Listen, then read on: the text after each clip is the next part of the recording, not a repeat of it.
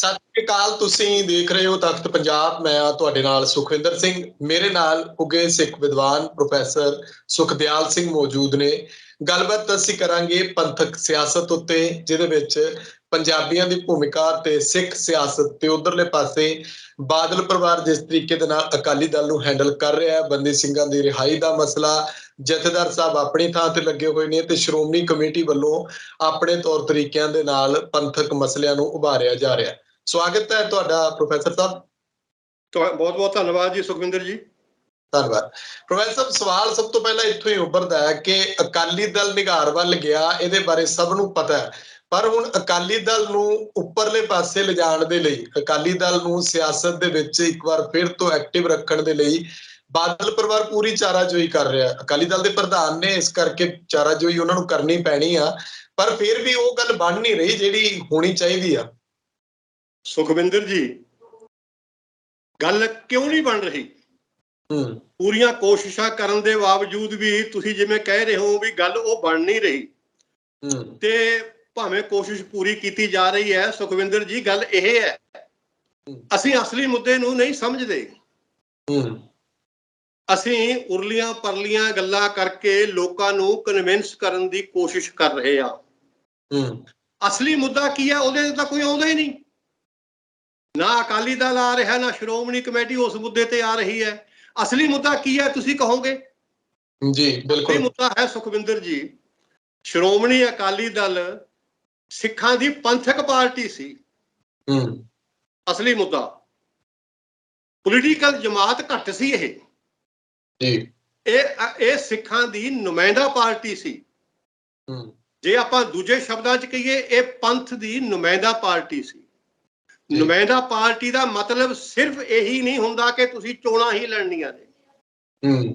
ਤੁਹਾਡਾ ਮਤਲਬ ਹੁੰਦਾ ਕਿ ਤੁਸੀਂ ਪੰਥ ਦੇ ਹਰ ਮੁੱਦੇ ਨੂੰ ਚੁੱਕਣਾ। ਚੋਣਾਂ ਵਾਲਾ ਜਿਹੜਾ ਮੁੱਦਾ ਹੈ ਉਹ ਬਾਕੀ ਮੁੱਦਿਆਂ ਦੇ ਵਿੱਚੋਂ ਇੱਕ ਮੁੱਦਾ ਹੈ। ਹੋਰ ਮੁੱਦੇ ਬਹੁਤ ਨੇ ਪੰਥ ਦੇ। ਪੰਥ ਦਾ ਮੀਨਿੰਗ ਜਦ ਤੁਸੀਂ ਅਪਣਾ ਕੇ ਚੱਲੋਗੇ ਸੁਖਵਿੰਦਰ ਜੀ, ਉਹਦਾ ਮਤਲਬ ਹੈ ਕਿ ਤੁਸੀਂ ਅੰਤਰਰਾਸ਼ਟਰੀ ਪੱਧਰ ਦੀ ਗੱਲ ਕਰਨੀ ਹੈ। ਪੰਥ ਇਕੱਲੇ ਪੰਜਾਬ ਦੇ ਵਿੱਚ ਹੀ ਨਹੀਂ ਹੈ, ਪੰਥ ਇਕੱਲੇ ਹਿੰਦੁਸਤਾਨ ਦੇ ਵਿੱਚ ਹੀ ਨਹੀਂ ਹੈ, ਪੰਥ ਅੰਤਰਰਾਸ਼ਟਰੀ ਪੱਧਰ ਤੇ ਫੈਲਿਆ ਹੋਇਆ ਹੈ। ਪੰਥ ਦੀ ਜਦੋਂ ਗੱਲ ਕਰੋਗੇ ਸਮੁੱਚੇ ਅੰਤਰਰਾਸ਼ਟਰੀ ਪੱਧਰ ਦੀ ਗੱਲ ਤੁਹਾਨੂੰ ਕਰਨੀ ਪਏਗੀ। ਤੁਸੀਂ ਤਾਂ ਪੰਜਾਬ ਦੇ ਵਿੱਚ ਹੀ ਲਿਮਟਿਡ ਹੋਏ ਬੈਠੇ ਹੋ। ਪਰ ਪ੍ਰੋਫੈਸਰ ਸਾਹਿਬ, ਇੱਥੇ ਇੱਕ ਹੋਰ ਸਵਾਲ ਖੜਾ ਹੁੰਦਾ ਨਾ ਕਿ ਜਦੋਂ ਤੁਸੀਂ ਪੰਥਕ ਸਿਆਸਤ ਦੀ ਗੱਲ ਕਰਦੇ ਹੋ, ਜੇ ਸੱਤਾ ਕਾਬਜ਼ ਹੋਣਾ ਹੈ ਤਾਂ ਇਕੱਲੀ ਪੰਥਕ ਸਿਆਸਤ ਨਹੀਂ ਚੱਲਦੀ। ਉੱਥੇ ਜਿਵੇਂ ਉਹ ਪੰਜਾਬੀ ਪਾਰਟੀ ਦਾ ਨਾਮ ਹੁੰਦਾ ਕਿ ਸਾਰੇ ਮੁੱਦਿਆਂ ਨੂੰ, ਸਾਰਿਆਂ ਨੂੰ ਨਾਲ ਲੈ ਕੇ ਚੱਲਣ ਦੀ ਗੱਲ ਹੁੰਦੀ ਹੈ, ਉੱਥੇ ਇਕੱਲੇ ਸਿੱਖਾਂ ਦੀ ਗੱਲ ਨਹੀਂ। ਦੇਖੋ ਸੁਖਵਿੰਦਰ ਜੀ, ਪੰਥ ਦਾ ਮਤਲਬ ਇਕੱਲੇ ਸਿੱਖਾਂ ਦੀ ਗੱਲ ਕਰਨਾ ਨਹੀਂ ਜਾਂ ਇਕੱਲੇ ਪੰਜਾਬ ਦੀ ਗੱਲ ਕਰਨਾ ਨਹੀਂ। ਪੰਥ ਦੇ ਵਿੱਚ ਸਾਰੇ ਮੁੱਦੇ ਇਨ ਟੋਟੈਲਿਟੀ ਸਾਰੇ ਮੁੱਦੇ ਆ ਜਾਂਦੇ ਨੇ। ਪੰਥ ਤਾਂ ਇੱਕ ਤੁਹਾਡਾ ਆਦਰਸ਼ ਹੈ, ਆਦਰਸ਼ ਆਈਡੀਅਲਿਜ਼ਮ।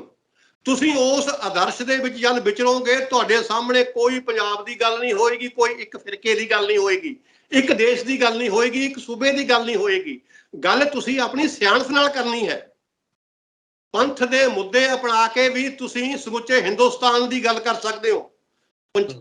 ਪੰਥ ਦੇ ਮੁੱਦੇ ਅਪਣਾ ਕੇ ਵੀ ਤੁਸੀਂ ਪੰਜਾਬ ਦੀ ਗੱਲ ਕਰ ਸਕਦੇ ਹੋ, ਤੁਸੀਂ ਸਿੱਖ ਸਿਆਸਤ ਦੀ ਗੱਲ ਕਰ ਸਕਦੇ ਹੋ।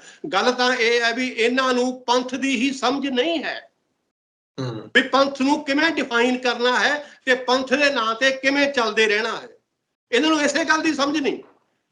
ਇਹ ਬੁਰੀ ਤਰ੍ਹਾਂ ਹਾਰ ਚੁੱਕੇ ਨੇ ਕਿਉਂਕਿ ਇਹ ਮੁੱਦਿਆਂ ਤੋਂ ਭਟਕ ਚੁੱਕੇ ਸੀ।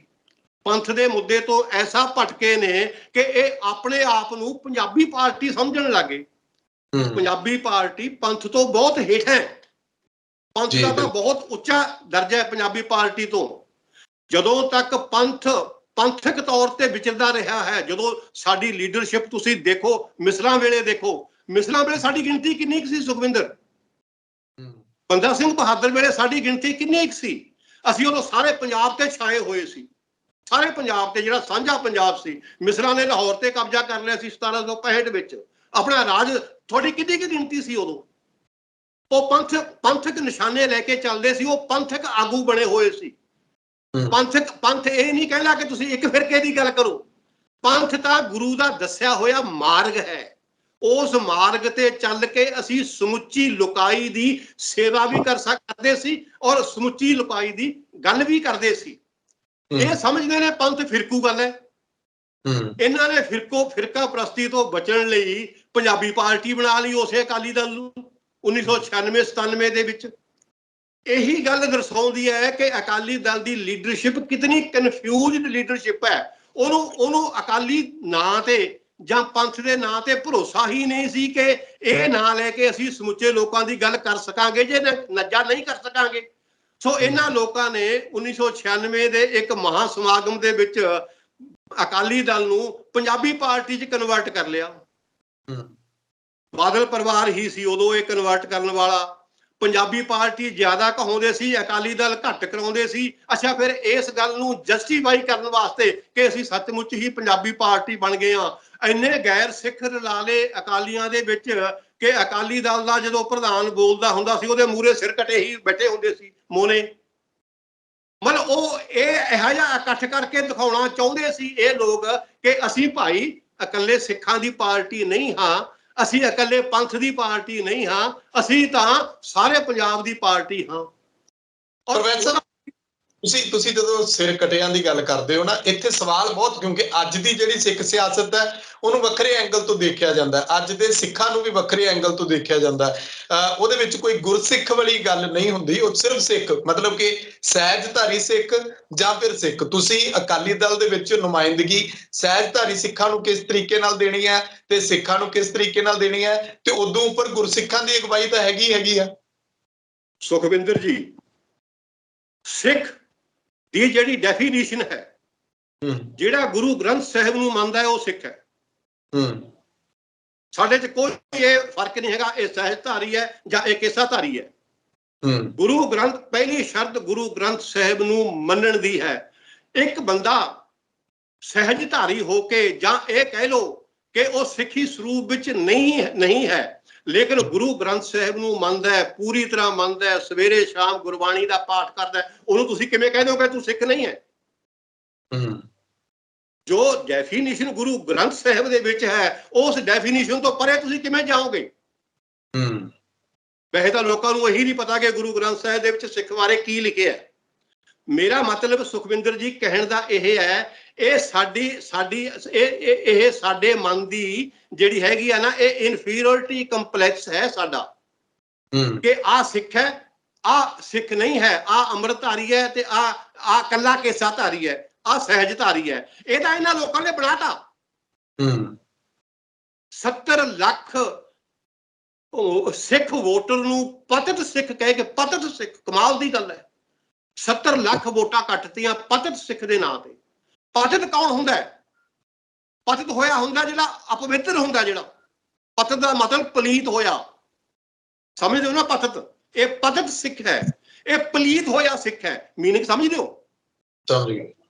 ਕਿਵੇਂ ਪਲੀਤ ਹੋ ਗਿਆ ਜੀ? ਇੱਕ ਨੇ ਦਾੜੀ ਕਟਾਤੀ, ਜੇ ਸਿਰ ਵੀ ਕਟਾਇਆ ਹੋ ਗਿਆ, ਪੱਗ ਨਹੀਂ ਬੰਨਦਾ, ਉਹ ਗੁਰਬਾਣੀ ਦੇ ਅੱਗੇ ਮੱਥਾ ਟੇਕਦਾ, ਗੁਰੂ ਗ੍ਰੰਥ ਸਾਹਿਬ ਦੇ ਵਿੱਚ ਉਹਦਾ ਨਿਸ਼ਚੈ ਹੈ, ਉਹ ਪਤਿਤ ਕਿਵੇਂ ਹੋ ਗਿਆ? ਆਪਾਂ ਕਹਿ ਸਕਦੇ ਹਾਂ ਬਈ ਇਹ ਕੇਸਾਧਾਰੀ ਨਹੀਂ ਹੈ। ਪਤਿਤ ਬਹੁਤ ਮਾੜਾ ਨਾਂ ਹੈ। 70 ਲੱਖ ਸਿੱਖਾਂ ਦੀ ਇਹ ਕਹਿ ਕੇ ਵੋਟ ਕਟਵਾਤੀ ਗੁਰਦੁਆਰਾ ਕਮੇਟੀ ਦੀ ਕਿ ਇਹ ਪਤਿਤ ਸਿੱਖ ਨੇ। ਕਮਾਲ ਦੀ ਗੱਲ ਹੈ। ਇਹੀ ਇਹ ਲੋਕ ਪੰਥ ਦੇ ਨੁਮਾਇੰਦੇ ਨੇ। ਇਹਨਾਂ ਨੂੰ ਮੀਨਿੰਗ ਹੀ ਨਹੀਂ ਪਤਾ ਸ਼ਬਦਾਂ ਦੇ, ਵੀ ਜਿਹੜੇ ਸ਼ਬਦ ਇਹ ਵਰਤ ਰਹੇ ਨੇ ਉਹਨਾਂ ਦੇ ਮੀਨਿੰਗ ਕੀ ਨੇ। ਸੋ ਜਿਹਨੂੰ ਬੇਸਿਕ ਮੀਨਿੰਗ ਦਾ ਹੀ ਨਹੀਂ ਪਤਾ ਕਿ ਸਿੱਖ ਦਾ ਮੀਨਿੰਗ ਕੀ ਹੁੰਦਾ ਹੈ, ਪਤਿਤ ਸਿੱਖ ਦਾ ਮੀਨਿੰਗ ਕੀ ਹੁੰਦਾ ਹੈ, ਜਿਹੜਾ ਮਨਮੁਖ ਹੁੰਦਾ ਹੈ ਉਹਦਾ ਮੀਨਿੰਗ ਕੀ ਹੁੰਦਾ, ਜਿਹੜਾ ਗੁਰਮੁਖ ਹੁੰਦਾ ਉਹਦਾ, ਇਹਦਾ ਸਾਰੇ ਭੇਦ ਭਾਵ ਮਿਟਾ ਚੁੱਕੇ ਨੇ। ਪਤਿਤ, ਤੂੰ ਤਾਂ ਪਤਿਤ ਸਿੱਖ ਹੈ। ਏਦਾਂ ਦਾ ਪ੍ਰੋਫੈਸਰ ਸਾਹਿਬ ਇੱਕ ਹੋਰ ਸਵਾਲ ਇੱਥੇ ਉੱਠ ਜਾਂਦਾ ਹੈ ਕਿ ਕੱਲ ਨੂੰ ਕਿਸੇ ਸਹਿਜਧਾਰੀ ਨੇ ਕਹਿ ਦੇਣਾ ਕਿ ਮੈਂ ਅਕਾਲੀ ਦਲ ਦਾ ਪ੍ਰਧਾਨ ਬਣਨ ਦੇ ਕਾਬਿਲ ਆ, ਮੈਂ ਸਿੱਖ ਹਾਂ, ਮੈਂ ਗੁਰੂ ਗ੍ਰੰਥ ਸਾਹਿਬ ਨੂੰ ਵੀ ਮੰਨਦਾ, ਮੈਂ ਹਰ ਰੋਹ ਰੀਤ ਨੂੰ ਮੰਨਦਾ, ਬਸ ਇਹ ਹੈ ਕਿ ਮੈਂ ਕੇਸਾਧਾਰੀ ਨਹੀਂ। ਕੀ ਇਹ ਹੋ ਸਕਦਾ ਹੈ? ਇਹ ਸੁਖਵਿੰਦਰ ਤੁਸੀਂ ਤਾਂ ਹੀ ਇਹ ਗੱਲ ਕਹਿੰਦੇ ਹੋ ਨਾ, ਕਿਉਂਕਿ ਇਹਨਾਂ ਨੇ ਇਹ ਨੌਬਤ ਲੈ ਆਂਦੀ ਹੈ। ਇਸ ਅਕਾਲੀ ਦਲ ਦੀ ਲੀਡਰਸ਼ਿਪ ਨੇ ਇਹ ਨੌਬਤ ਲੈ ਆਂਦੀ ਹੈ ਕਿ ਲੋਕ ਕਹਿਣ ਲੱਗੇ ਕਿ ਕੱਲ ਨੂੰ ਤਾਂ ਕੋਈ ਪਤਿਤ ਸਿੱਖ ਜਾਂ ਸਹਿਜਧਾਰੀ ਸਿੱਖ ਵੀ ਕਹਿ ਸਕਦਾ ਹੈ ਕਿ ਮੈਂ ਅਕਾਲੀ ਦਲ ਦਾ ਪ੍ਰਧਾਨ ਬਣਨਾ। ਅੱਜ ਅਨੇਕਾਂ ਪਤਿਤ ਸਿੱਖ ਨੇ ਜਿਹੜੇ ਵਜ਼ੀਰ ਨੇ ਬਣੇ ਹੋਏ ਅਕਾਲੀਆਂ ਦੇ ਵਿੱਚ, ਅਨੇਕਾਂ ਐਸੇ ਸਿੱਖ ਨੇ ਜਿਹੜੇ MLA ਬਣੇ ਹੋਏ ਨੇ, ਪਰ ਉਹ ਕਲੀਨ ਸ਼ੇਵਡ ਨੇ। ਉੱਥੇ ਤੁਸੀਂ ਕਿਉਂ ਨਹੀਂ ਗੱਲ? ਜਿਹੜਾ ਬੰਦਾ ਇੱਕ ਅਕਾਲੀ ਦਲ ਦੇ ਨਾਂ ਤੇ ਇੱਕ ਮੋਨਾ ਬੰਦਾ, ਇੱਕ ਪਤਿਤ ਬੰਦਾ MLA ਬਣ ਸਕਦਾ ਹੈ, ਵਜ਼ੀਰ ਬਣ ਸਕਦਾ ਹੈ ਅਕਾਲੀ ਬਾਜ਼ਾਰ ਦੇ ਵਿੱਚ, ਕੀ ਉਹ ਕਿਉਂ ਨਹੀਂ ਸੋਚੂਗਾ ਕਿ ਮੈਂ ਅਕਾਲੀ ਦਲ ਦਾ ਪ੍ਰਧਾਨ ਵੀ ਬਣ ਸਕਦਾ? ਤੁਸੀਂ ਹੁਣ ਤੁਹਾਨੂੰ ਕਿਸੇ ਨੂੰ ਕੀ ਪਤਾ ਹੈ ਕਿ ਜਿਹੜਾ ਅਕਾਲੀ ਦਲ ਦਾ ਪ੍ਰਧਾਨ ਹੈ ਉਹ ਕਿੰਨਾ ਕੁ ਗੁਰਮੁਖ ਹੈ, ਕਿੰਨਾ ਕੁ ਗੁਰਸਿੱਖ ਹੈ? ਉਹ ਕਿਸੇ ਨੂੰ ਕੀ ਪਤਾ? ਸਿਰਫ ਦਾੜੀ ਦਿੰਦੀ ਹੈ ਤੇ ਦਾੜੀ ਵੀ ਬੰਨੀ ਹੋਈ ਹੈ। ਇਹੋ ਜਿਹੇ ਬੰਦੇ ਅਕਾਲੀ ਦਲ ਦਾ ਪ੍ਰਧਾਨ ਬਣ ਕੇ ਜਿਹੜਾ ਆਪਣੀ ਗੱਲ ਦਾ ਆਪ ਹੀ ਮਖੌਲ ਉਡਾ ਲੈਂਦੇ ਸਟੇਜ ਤੇ ਖੜਾ ਖੜਾ। ਅਕਾਲੀ ਦਲ ਦਾ ਪ੍ਰਧਾਨ ਸੁਖਵਿੰਦਰ ਜੀ ਉਹ ਹੋਣਾ ਚਾਹੀਦਾ ਜਿਹਦੀ ਚਾਲ ਢਾਲ ਰਫਤਾਰ ਗੁਫਤਾਰ ਉੱਠਣ ਬੈਠਣ ਸਾਰਾ ਖਾਲਸਾਈ ਕਲਚਰ ਵਾਲਾ ਹੋਵੇ। ਅਕਾਲੀ ਦਲ ਦਾ ਪ੍ਰਧਾਨ ਦੀ ਪਹਿਲੀ ਡਿਊਟੀ ਬਣਦੀ ਹੈ ਕਿ ਉਹ ਖਾਲਸਾ ਮੂਰਤ ਹੋਣਾ ਚਾਹੀਦਾ ਹੈ, ਖਾਲਸੇ ਦੀ ਮੂਰਤ, ਸਿੱਖੀ ਦੀ ਮੂਰਤ ਹੋਣਾ ਚਾਹੀਦਾ ਹੈ, ਉਹ ਸਿੱਖੀ ਦਾ ਮਾਡਲ ਹੋਣਾ ਚਾਹੀਦਾ ਹੈ। ਅਕਾਲੀ ਦਲ ਦੇ ਪ੍ਰਧਾਨ ਦਾ ਸਿਰਫ ਇਹੀ ਮਤਲਬ ਨਹੀਂ ਕਿ ਉਹ ਵੋਟਾਂ ਲੈਣ ਵਾਸਤੇ ਹੀ ਅੱਗੇ ਪ੍ਰਧਾਨ ਬਣ ਕੇ ਆਇਆ ਹੋਇਆ। ਅਕਾਲੀ ਦਲ ਦੇ ਪ੍ਰਧਾਨ ਦਾ ਇਹ ਮਤਲਬ ਨਹੀਂ ਉਹਨੇ ਕਿ ਸਿਰਫ ਉਹਨੇ ਵੋਟਾਂ ਖਾਤਰ ਹੀ ਲੜਨਾ, ਉਹਨੇ ਵੋਟਾਂ ਹੀ ਲੈਣੀਆਂ ਨੇ। ਵੋਟਾਂ ਦਾ ਬੰਦਾ ਵੋਟਾਂ ਦਾ ਹਰੇਕ ਹੀ ਲੈ ਲੂਗਾ। ਅਕਾਲੀ ਦਲ ਦੇ ਪ੍ਰਧਾਨ ਦਾ ਇੱਕ ਕਰਤੱਵ ਇਹ ਵੀ ਹੈ ਕਿ ਉਹ ਖਾਲਸੇ ਦੀ ਮੂਰਤ ਬਣ ਕੇ ਚੱਲੇ। ਅਕਾਲੀ ਦਲ ਦੇ ਪ੍ਰਧਾਨ ਨੂੰ ਜਦੋਂ ਲੋਕ ਦੇਖਣ ਤੇ ਉਹਨਾਂ ਨੂੰ ਪਤਾ ਲੱਗੇ ਕਿ ਇਹ ਖਾਲਸੇ ਦਾ ਮਾਡਲ ਆ ਰਿਹਾ ਹੈ, ਇਹ ਉਹ ਬੰਦਾ ਆ ਰਿਹਾ ਹੈ ਜਿਹੜਾ ਸਮੁੱਚੇ ਪੰਥ ਦੀ ਨੁਮਾਇੰਦਗੀ ਕਰਦਾ ਹੈ। ਜਦੋਂ ਅਕਾਲੀ ਦਲ ਦਾ ਪ੍ਰਧਾਨ ਬੋਲੇ ਸਟੇਜ ਦੇ ਉੱਤੋਂ, ਉਹਦੇ ਮੂੰਹਾਂ ਦੇ ਵਿੱਚੋਂ, ਉਹਦੇ ਮੂੰਹ ਦੇ ਵਿੱਚੋਂ ਗੁਰਬਾਣੀ ਦੀ ਸਿੱਖਿਆ ਆਉਣੀ ਚਾਹੀਦੀ ਹੈ ਤਾਂ ਕਿ ਸਰੋਤੇ ਬੈਠੇ ਕੋਈ ਸਿੱਖਿਆ ਧਾਰਨ ਕਰਕੇ ਜਾਣ, ਘਰੇ ਜਾ ਕੇ ਗੱਲਾਂ ਕਰਨ ਕਿ ਅੱਜ ਅਕਾਲੀ ਦਲ ਦੇ ਪ੍ਰਧਾਨ ਦੀ ਆਹ ਸਪੀਚ ਸੁਣ ਕੇ ਆਏ ਆ, ਉਹਦੇ ਵਿਚਾਰਾਂ ਹੋਵਣ। ਘਰੇ ਜਾ ਕੇ ਘਰ ਦਾ ਪਰਿਵਾਰ ਬਹਿ ਕੇ ਵਿਚਾਰਾ ਕਰੇ ਕਿ ਅੱਜ ਅਕਾਲੀ ਦਲ ਦੇ ਪ੍ਰਧਾਨ ਦੀ ਅਸੀਂ ਸਪੀਚ ਸੁਣ ਕੇ ਆਏ ਆ, ਉਹਨੇ ਕਿੰਨੀਆਂ ਵਧੀਆ ਗੱਲਾਂ ਕਹੀਆਂ ਨੇ। ਹੁਣ ਤੁਸੀਂ ਵੀ ਸਪੀਚ ਸੁਣੀ ਆ ਅਕਾਲੀ ਦਲ ਦੇ ਪ੍ਰਧਾਨ ਦੀ, ਉਹਦੀ ਸਪੀਚ ਦੇ ਕੋਈ ਵੀ ਦੋ ਸੈਂਟੈਂਸ ਇੱਕ ਦੂਜੇ ਨਾਲ ਨਹੀਂ ਮਿਲਦੇ। ਉਹ ਆਪਣੀਆਂ ਗੱਲਾਂ ਦੇ ਵਿੱਚ ਆਪਣਾ ਹੀ ਮਖੌਲ ਉਡਾ ਲੈਂਦਾ, ਉਹ ਆਪਣੀਆਂ ਗੱਲਾਂ ਤੋਂ ਆਪ ਹੀ ਹੱਸ ਪੈਂਦਾ, ਨਾਲੇ ਦੂਜੇ ਨੂੰ ਹਸਾਉਂਦਾ। ਇਹ ਤੁਸੀਂ ਉੱਥੇ ਮਖੌਲੀਏ ਬਣ ਕੇ ਬੋਲਦੇ ਹੋ ਜਾਂ ਅਕਾਲੀ ਦਲ ਦਾ ਪ੍ਰਧਾਨ ਬਣ ਕੇ ਕਦੇ ਸੋਚਿਆ ਕਿਤੇ ਅਕਾਲੀ ਦਲ ਦੇ ਪ੍ਰਧਾਨ ਨੇ? ਤੁਸੀਂ ਆਪ ਹੀ, ਇਹਨਾਂ ਨੇ ਆਪ ਹੀ ਇਹ ਨੌਬਤ ਕ੍ਰੀਏਟ ਕਰ ਦਿੱਤੀ ਹੈ। ਆਪ ਹੀ, ਕਿਸੇ ਨੇ ਨੌਬਤ ਨਹੀਂ ਕ੍ਰੀਏਟ ਕੀਤੀ ਹੈ, ਦੁਸ਼ਮਣ ਨੇ ਨੌਬਤ ਨਹੀਂ ਕ੍ਰੀਏਟ ਕੀਤੀ ਹੈ ਕਿਸੇ ਨੇ, ਇਹ ਸਾਡੀ ਲੀਡਰਸ਼ਿਪ ਨੇ ਆਪ ਹੀ ਇਹ ਨੌਬਤ ਕ੍ਰੀਏਟ ਕਰ ਦਿੱਤੀ ਹੈ। ਪੰਥ ਦਾ ਇਹਨਾਂ ਨੂੰ ਪਤਾ ਹੀ ਨਹੀਂ ਪੰਥ ਹੁੰਦਾ ਕੀ ਹੈ। ਅਕਾਲੀ ਦਲ ਦਾ ਪ੍ਰਧਾਨ ਜਦੋਂ ਚੱਲਦਾ ਸੀ, ਸੈਂਟਰਲ ਗਵਰਨਮੈਂਟ ਨੂੰ ਵੀ ਪਤਾ ਹੁੰਦਾ ਸੀ ਕਿ ਦਿੱਲੀ ਵਿੱਚ ਅਕਾਲੀ ਦਲ ਦਾ ਪ੍ਰਧਾਨ ਆ ਰਿਹਾ ਹੈ। ਮਾਸਟਰ ਤਾਰਾ ਸਿੰਘ ਦਾ ਐਸਾ ਰੋਬ ਸੀ, ਜਦੋਂ ਵੀ ਉਹਨੇ ਦਿੱਲੀ ਜਾਣ ਦਾ ਪ੍ਰੋਗਰਾਮ ਬਣਾਉਣਾ ਹੁੰਦਾ, ਕੇਂਦਰੀ ਸਰਕਾਰ ਆਪਣੇ ਕੰਨ ਚੁੱਕ ਲੈਂਦੀ ਹੁੰਦੀ ਸੀ, ਕੰਨ, ਕਿ ਅਕਾਲੀ ਦਲ ਦਾ ਪ੍ਰਧਾਨ ਆ ਰਿਹਾ ਹੈ, ਪਤਾ ਨਹੀਂ ਇੱਥੇ ਆ ਕੇ ਕੀ ਬੋਲੇਗਾ। ਆਪਣੀ ਸਮੁੱਚੀਆਂ ਏਜੰਸੀਆਂ ਨੂੰ ਉੱਥੇ ਭੇਜ ਦਿੰਦੀ ਸੀ ਕਿ ਫਲਾਣੇ ਥਾਂ ਤੇ ਅਕਾਲੀ ਦਲ ਦੇ ਪ੍ਰਧਾਨ ਨੇ ਸਪੀਚ ਕਰਨੀ ਹੈ, ਜਾ ਕੇ ਉਹਦੀ ਸਪੀਚ ਨੂੰ ਰਿਕਾਰਡ ਕਰੋ ਤੇ ਉਹਦੀ ਰਿਪੋਰਟ ਦਿਓ। ਸੰਤ ਫਤਿਹ ਸਿੰਘ ਦੇ ਹੁੰਦੇ ਵੀ ਇਹ ਪ੍ਰਭਾਵ ਬਣਿਆ ਰਿਹਾ ਹੈ। ਈਵਨ ਜਥੇਦਾਰ ਮੋਹਨ ਸਿੰਘ ਤੁਰਦੇ ਹੁੰਦੇ ਵੀ ਇਹ ਪ੍ਰਭਾਵ ਬਣਿਆ ਰਿਹਾ ਹੈ। ਜਥੇਦਾਰ ਮੋਹਨ ਸਿੰਘ ਤੁਰ ਨੂੰ ਤੁਸੀਂ ਦੇਖਿਆ? ਤੁਸੀਂ ਦੇਖਿਆ ਨਹੀਂ। ਜਿਹੜੀ ਉਹਦੀ ਪਰਸਨੈਲਿਟੀ ਸੀ ਜਥੇਦਾਰ ਮੋਹਨ ਸਿੰਘ ਤੁਰ ਦੀ, ਪੂਰੀ ਖਾਲਸਾਈ ਪਰਸਨੈਲਿਟੀ, ਪੂਰੀ ਖਾਲਸੀ, ਲੰਬਾ ਲੰਜਾ ਕੱਦ, ਦਾੜਾ ਖੁੱਲਾ, ਮੁਸ਼ਹਿਰੇ ਖੜੇ, ਨੀਲੀ ਪੱਗ, ਗਾਤਰੇ, ਲੰਬੀ ਕਿਰਪਾਨ ਪਾਈ ਹੋਈ, ਪੈਰਾਂ 'ਚ ਕੱਢਵੀਂ ਜੁੱਤੀ ਪਾਈ ਹੁੰਦੀ ਸੀ ਉਹਦੇ, ਤੇ ਜਦੋਂ ਉਹ ਚੱਲਦਾ ਸੀ ਲੋਕ ਦੇਖਦੇ ਹੁੰਦੇ ਸੀ ਕਿ ਇਹ ਜਥੇਦਾਰ ਮੋਹਨ ਸਿੰਘ ਤੁਰ ਜਾ ਰਿਹਾ ਹੈ। ਮੋਹਨ ਸਿੰਘ ਤੁਰ ਤੋਂ ਪ੍ਰਤਾਪ ਸਿੰਘ ਕੈਰੋਂ ਵੀ ਡਰਦਾ ਸੀ। ਮੋਹਨ ਸਿੰਘ ਤੁਰ ਤੋਂ ਪੰਜਾਬ ਦਾ ਹਰ ਵਜ਼ੀਰ ਡਰਦਾ ਸੀ ਕਿ ਇਹ ਅਕਾਲੀ ਦਲ ਦਾ ਪ੍ਰਧਾਨ ਤੁਰਿਆ ਜਾ ਰਿਹਾ ਹੈ। ਉਹ ਜਦੋਂ ਬੋਲਦੇ ਸੀ ਗੁਰੂ ਗ੍ਰੰਥ ਸਾਹਿਬ ਦੀ ਹਜ਼ੂਰੀ 'ਚ ਖੜ ਕੇ ਬੋਲਦੇ ਸੀ, ਔਰ ਉਹ ਗੁਰਬਾਣੀ ਤੋਂ ਬਗੈਰ ਕੋਈ ਬਾਹਲੀ ਗੱਲ ਨਹੀਂ ਸੀ ਕਰਦੇ। ਇਹਨਾਂ ਲੋਕਾਂ ਨੇ ਤਾਂ ਸ਼੍ਰੋਮਣੀ ਅਕਾਲੀ ਦਲ ਦੇ ਪ੍ਰਧਾਨ ਦਾ ਰੋਹ ਵੀ ਗਵਾਤਾ। ਬਰਨਾਲਾ ਵੀ ਇਹਨਾਂ ਵਿੱਚ ਹੀ ਸ਼ਾਮਲ ਹੈ। ਇਹ ਇਕੱਲਾ ਬਾਦਲ ਪਰਿਵਾਰ ਹੀ ਨਹੀਂ ਸੁਖਵਿੰਦਰ ਜੀ, ਬਰਨਾਲਾ ਪਰਿਵਾਰ ਵੀ ਇਹਦੇ ਵਿੱਚ ਹੀ ਸ਼ਾਮਲ ਹੈ। ਬਰਨਾਲੇ ਪਰਿਵਾਰ ਨੇ ਵੀ ਮਖੌਲ ਉਡਾਇਆ ਹੈ ਸ਼੍ਰੋਮਣੀ ਅਕਾਲੀ ਦਲ ਦਾ। ਬਾਦਲ ਪਰਿਵਾਰ ਨੇ ਤਾਂ ਮਖੌਲ ਉਡਾਇਆ ਹੀ ਉਡਾਇਆ ਹੈ। ਹਾਂ, ਸੰਤ ਹਰਚੰਦ ਸਿੰਘ ਲੌਂਗੋਵਾਲ ਦੇ ਵੇਲੇ ਇਹ ਪ੍ਰਭਾਵ ਕੁਝ ਹੱਦ ਤੱਕ ਕਾਇਮ ਸੀ, ਸੰਤ ਹਰਚੰਦ ਸਿੰਘ ਲੌਂਗੋਵਾਲ ਦੇ ਸਮੇਂ, ਕਿਉਂਕਿ ਉਹ ਵੀ ਇੱਕ ਅਕਾਲੀ ਮੂਰਤ ਸੀ, ਸਿੱਖੀ ਦੀ ਮੂਰਤ ਸੀ।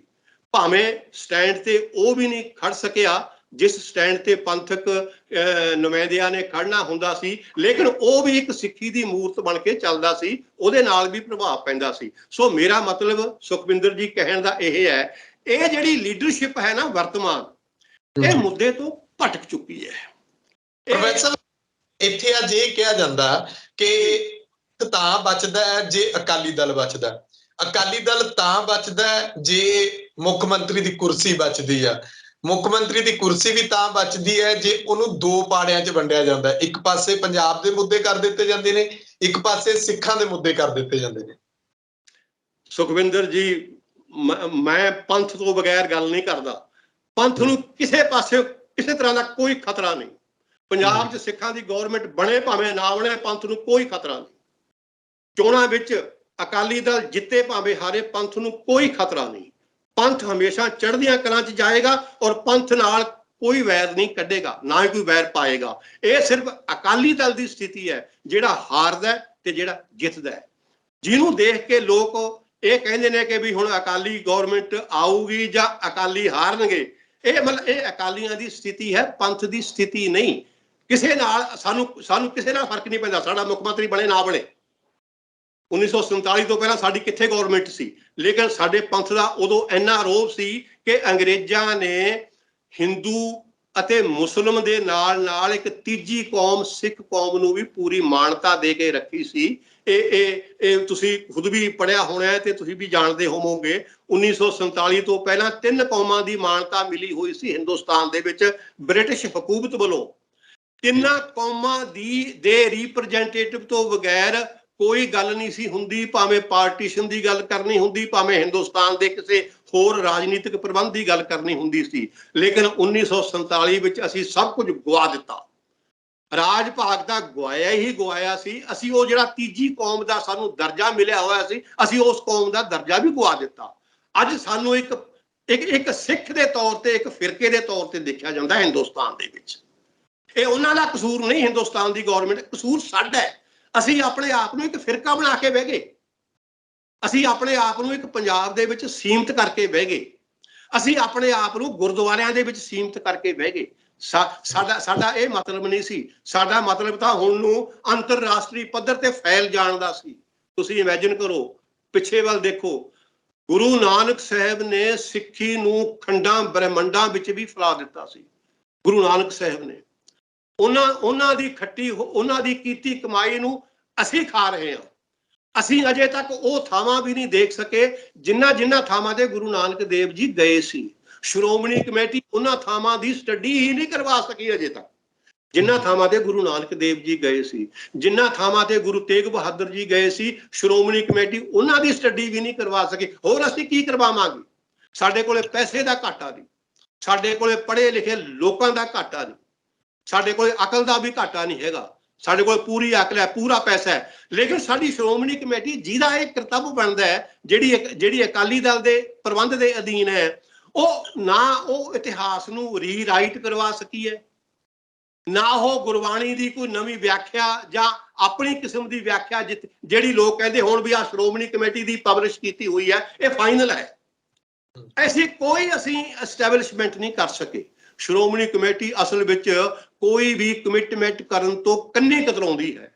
ਤੁਸੀਂ ਮੁਸਲਮਾਨਾਂ ਦੇ ਇਸਲਾਮ ਦੀ ਵਿਆਖਿਆ ਦੇਖੋ, ਉਹਨਾਂ ਦੀ ਅਲੱਗ-ਅਲੱਗ ਬਗਦਾਦ ਦੀ ਆਪਣੀ ਵਿਆਖਿਆ ਹੈ, ਪਾਕਿਸਤਾਨ ਦੇ ਮੌਲਵੀਆਂ ਦੀ ਆਪਣੀ ਵਿਆਖਿਆ ਹੈ। ਮਤਲਬ ਉਹਨਾਂ ਦੀ ਵਿਆਖਿਆ ਫਾਈਨਲ ਮੰਨੀ ਜਾਂਦੀ ਹੈ ਜਿੱਥੋਂ ਦੀ ਵੀ ਵਿਆਖਿਆ ਹੈ। ਸ਼੍ਰੋਮਣੀ ਕਮੇਟੀ ਕਿਸੇ ਵਿਆਖਿਆ ਵਿੱਚ ਵੀ ਨਹੀਂ ਖੜਦੀ ਵੀ ਗੁਰਬਾਣੀ ਦੀ ਆਹ ਵਿਆਖਿਆ ਫਾਈਨਲ ਹੈ ਜਾਂ ਸਿੱਖ ਇਤਿਹਾਸ ਦੀ ਆਹ ਵਿਆਖਿਆ ਫਾਈਨਲ ਹੈ। ਕਿੰਨਾ ਪੈਸਾ ਹੈ ਸ਼੍ਰੋਮਣੀ ਗੁਰਦੁਆਰਾ ਪ੍ਰਬੰਧਕ ਕਮੇਟੀ ਕੋਲੇ? ਅਜੇ ਤੱਕ ਤੁਸੀਂ ਸ਼੍ਰੋਮਣੀ ਗੁਰਦੁਆਰਾ ਪ੍ਰਬੰਧਕ ਕਮੇਟੀ ਕੋਲੋਂ ਕੋਈ ਲਿਖਿਆ ਹੋਇਆ ਇਤਿਹਾਸ ਪੜ੍ਹਿਆ ਜਿਹਨੂੰ ਸਾਰੇ ਸਿੱਖ ਕਹਿੰਦੇ ਹੋਣ ਵੀ ਆਹ ਸ਼੍ਰੋਮਣੀ ਕਮੇਟੀ ਦਾ ਲਿਖਵਾਇਆ ਹੋਇਆ ਇਹ ਫਾਈਨਲ ਹੈ? ਬਿਲਕੁਲ ਅਜੇ ਤੱਕ ਕੋਈ ਗੁਰੂ ਗ੍ਰੰਥ ਸਾਹਿਬ ਦਾ ਟ੍ਰਾਂਸਲੇਸ਼ਨ ਸ਼੍ਰੋਮਣੀ ਕਮੇਟੀ ਵੱਲੋਂ ਕਰਵਾਇਆ ਹੋਇਆ ਐਸਾ ਨਹੀਂ ਹੈ ਜਿਹਨੂੰ ਸਿੱਖ ਫਾਈਨਲ ਮੰਨਦੇ ਹੋਣ। ਫਿਰ ਤੁਸੀਂ ਹੋਰ ਇਸ ਤੋਂ ਵੱਧ ਹੋਰ ਕੀ ਉਮੀਦ ਕਰੋਗੇ ਤੁਸੀਂ ਇਹਨਾਂ ਲੋਕਾਂ ਕੋਲ? ਇਹਨਾਂ ਲੋਕਾਂ ਦੇ ਸਾਹਮਣੇ ਸਿਰਫ ਕੁਰਸੀ ਹੈ, ਇਹਨਾਂ ਲੋਕਾਂ ਦੇ ਸਾਹਮਣੇ ਸਿਰਫ ਗੁਰੂ ਦੀ ਗੋਲਕ ਹੈ। ਇਹਨਾਂ ਗੁਰੂ ਦੀ ਗੋਲਕ ਤੋਂ ਦੂਰ ਇਹਨਾਂ ਦੀ ਨਿਗਾਹ ਜਾਂਦੀ ਹੀ ਨਹੀਂ। ਅੱਜ ਸਿੱਖ ਸਕਾਲਰ, ਮੈਂ ਤੁਹਾਨੂੰ ਇੱਕ ਗੱਲ ਦੱਸਦੇ ਹਾਂ ਜਿਹੜੀ ਕਿ ਮੈਂ ਦੱਸਣੀ ਚਾਹੁੰਦਾ ਸੀ, ਅੱਜ ਮੇਰੇ ਯਾਦ ਆ ਗਈ। ਅੱਜ ਸਿੱਖ ਸਕਾਲਰ ਇਹਨਾਂ ਕੋਲੋਂ ਨਿਰਾਸ਼ ਹੋਇਆ, ਇਹਨਾਂ ਕੋਲੋਂ ਅਤੀ ਨਿਰਾਸ਼ ਹੋਇਆ, ਸਰਕਾਰਾਂ ਵੱਲ ਦੇਖ ਰਿਹਾ ਹੈ ਕਿ ਮੈਨੂੰ ਸਰਕਾਰਾਂ ਵੱਲੋਂ ਮਾਨ ਸਨਮਾਨ ਮਿਲੇਗਾ, ਫਲਾਣੀ ਸਰਕਾਰ ਵੱਲੋਂ ਮਿਲੇਗਾ, ਉਹ ਉਧਰ ਉਮੀਦਾਂ ਲਾਉਣ ਲੱਗ ਗਿਆ। ਹਾਲਾਂਕਿ ਚਾਹੀਦਾ ਇਹ ਸੀ ਕਿ ਸ਼੍ਰੋਮਣੀ ਕਮੇਟੀ ਐਸੇ ਮਾਨ ਸਨਮਾਨ ਆਪਣੇ ਸਿੱਖ ਸਕਾਲਰਾਂ ਲਈ ਐਸਟੈਬਲਿਸ਼ ਕਰਦੀ ਕਿ ਗੌਰਮੈਂਟਾਂ ਵੀ ਇਤਨੇ ਵੱਡੇ ਮਾਨ ਸਨਮਾਨ ਨਾ ਦੇ ਸਕਦੀਆਂ। ਗੌਰਮੈਂਟ ਕਿਸੇ ਨੂੰ ਪਦਮ ਸ਼੍ਰੀ ਦਿੰਦੀ ਹੈ, ਕਿਸੇ ਨੂੰ ਕੀਰਤੀ ਚੱਕਰ ਦਿੰਦੀ ਹੈ, ਕਿਸੇ ਨੂੰ ਕੋਈ ਅਵਾਰਡ ਦਿੰਦੀ ਹੈ। ਸ਼੍ਰੋਮਣੀ ਕਮੇਟੀ ਉਹ ਜਿਹੜੇ ਸਿੱਖ ਨੂੰ ਇਹ ਅਵਾਰਡ ਮਿਲਣਗੇ ਉਹਦਾ ਭਾਈ ਉਹਾ ਜੀ ਬਣੇਗਾ। ਜੇ ਕੇਂਦਰੀ ਸਰਕਾਰ ਦੇਊਗੀ ਜਾਂ ਰਾਜ ਸਰਕਾਰ ਦੇਊਗੀ ਉਹ ਤਾਂ ਉਹਨਾਂ ਦੇ ਵਫਾਦਾਰ ਬਣੂਗਾ ਨਾ। ਜੇ ਇਸ ਤੋਂ ਵੱਡੇ ਇਸ ਤੋਂ ਵਧੀਆ ਜਿਹੜੇ ਅਵਾਰਡ ਨੇ ਜੇ ਸ਼੍ਰੋਮਣੀ ਕਮੇਟੀ ਆਪਣੇ ਸਕਾਲਰਾਂ ਨੂੰ ਦੇਣ ਲੱਗ ਜੇ, ਸਾਰੇ ਸਕਾਲਰਾਂ ਦੀ ਜਿਹੜੀ ਨਿਗਾਹ ਹੈ ਸ਼੍ਰੋਮਣੀ ਕਮੇਟੀ ਦੇ ਉੱਤੇ ਕੇਂਦਰਿਤ ਹੋ ਜਾਏਗੀ। ਹਰ ਸਕਾਲਰ ਨੂੰ ਇਹ ਯਕੀਨ ਵੱਜ ਜਾਏਗਾ ਕਿ ਸ਼੍ਰੋਮਣੀ ਕਮੇਟੀ ਨੂੰ ਕੋਈ ਪ੍ਰੋਜੈਕਟ ਲੈ ਕੇ ਭੇਜੋ ਉਹ ਰਿਜੈਕਟ ਨਹੀਂ ਕਰੇਗੀ। ਦੱਸੋ ਤੁਸੀਂ ਸ਼੍ਰੋਮਣੀ ਕਮੇਟੀ ਅੱਜ ਕਿੰਨੇ ਕੁ ਪ੍ਰੋਜੈਕਟ ਬਣਾ ਕੇ ਰੱਖੇ ਹੋਏ ਨੇ ਸ਼੍ਰੋਮਣੀ ਕਮੇਟੀ ਨੇ?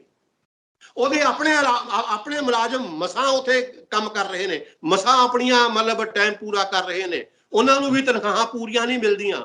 ਉਹ ਸਹੁਰਿਓ ਤੁਸੀਂ ਆਪਣੇ ਜੇਬ ਚੋਂ ਪੈਸਾ ਦੇਣਾ ਆਪਣੇ ਮੁਲਾਜ਼ਮਾਂ ਨੂੰ? ਗੁਰੂ ਦੀ ਗੋਲਕ ਹੈ, ਗੁਰੂ ਦੀ ਗੋਲਕ ਦੇ ਵਿੱਚ ਜੇ ਪੂਰਾ ਪੈਸਾ ਨਹੀਂ, ਤੁਸੀਂ ਸਿੱਖਾਂ ਨੂੰ ਅਪੀਲ ਕਰੋ ਕਿ ਅਸੀਂ ਇੰਨੇ ਵਧੀਆ ਪੰਥ ਕੰਮ ਕਰਵਾ ਰਹੇ ਹਾਂ, ਸਾਡੇ ਕੋਲੇ ਪੈਸੇ ਦਾ ਘਾਟਾ ਆ ਰਿਹਾ। ਕੋਈ ਸਿੱਖ ਤੁਹਾਨੂੰ ਪੈਸੇ ਦੀ ਤੋਟ ਨਹੀਂ ਆਉਣ ਦੇਵੇਗਾ।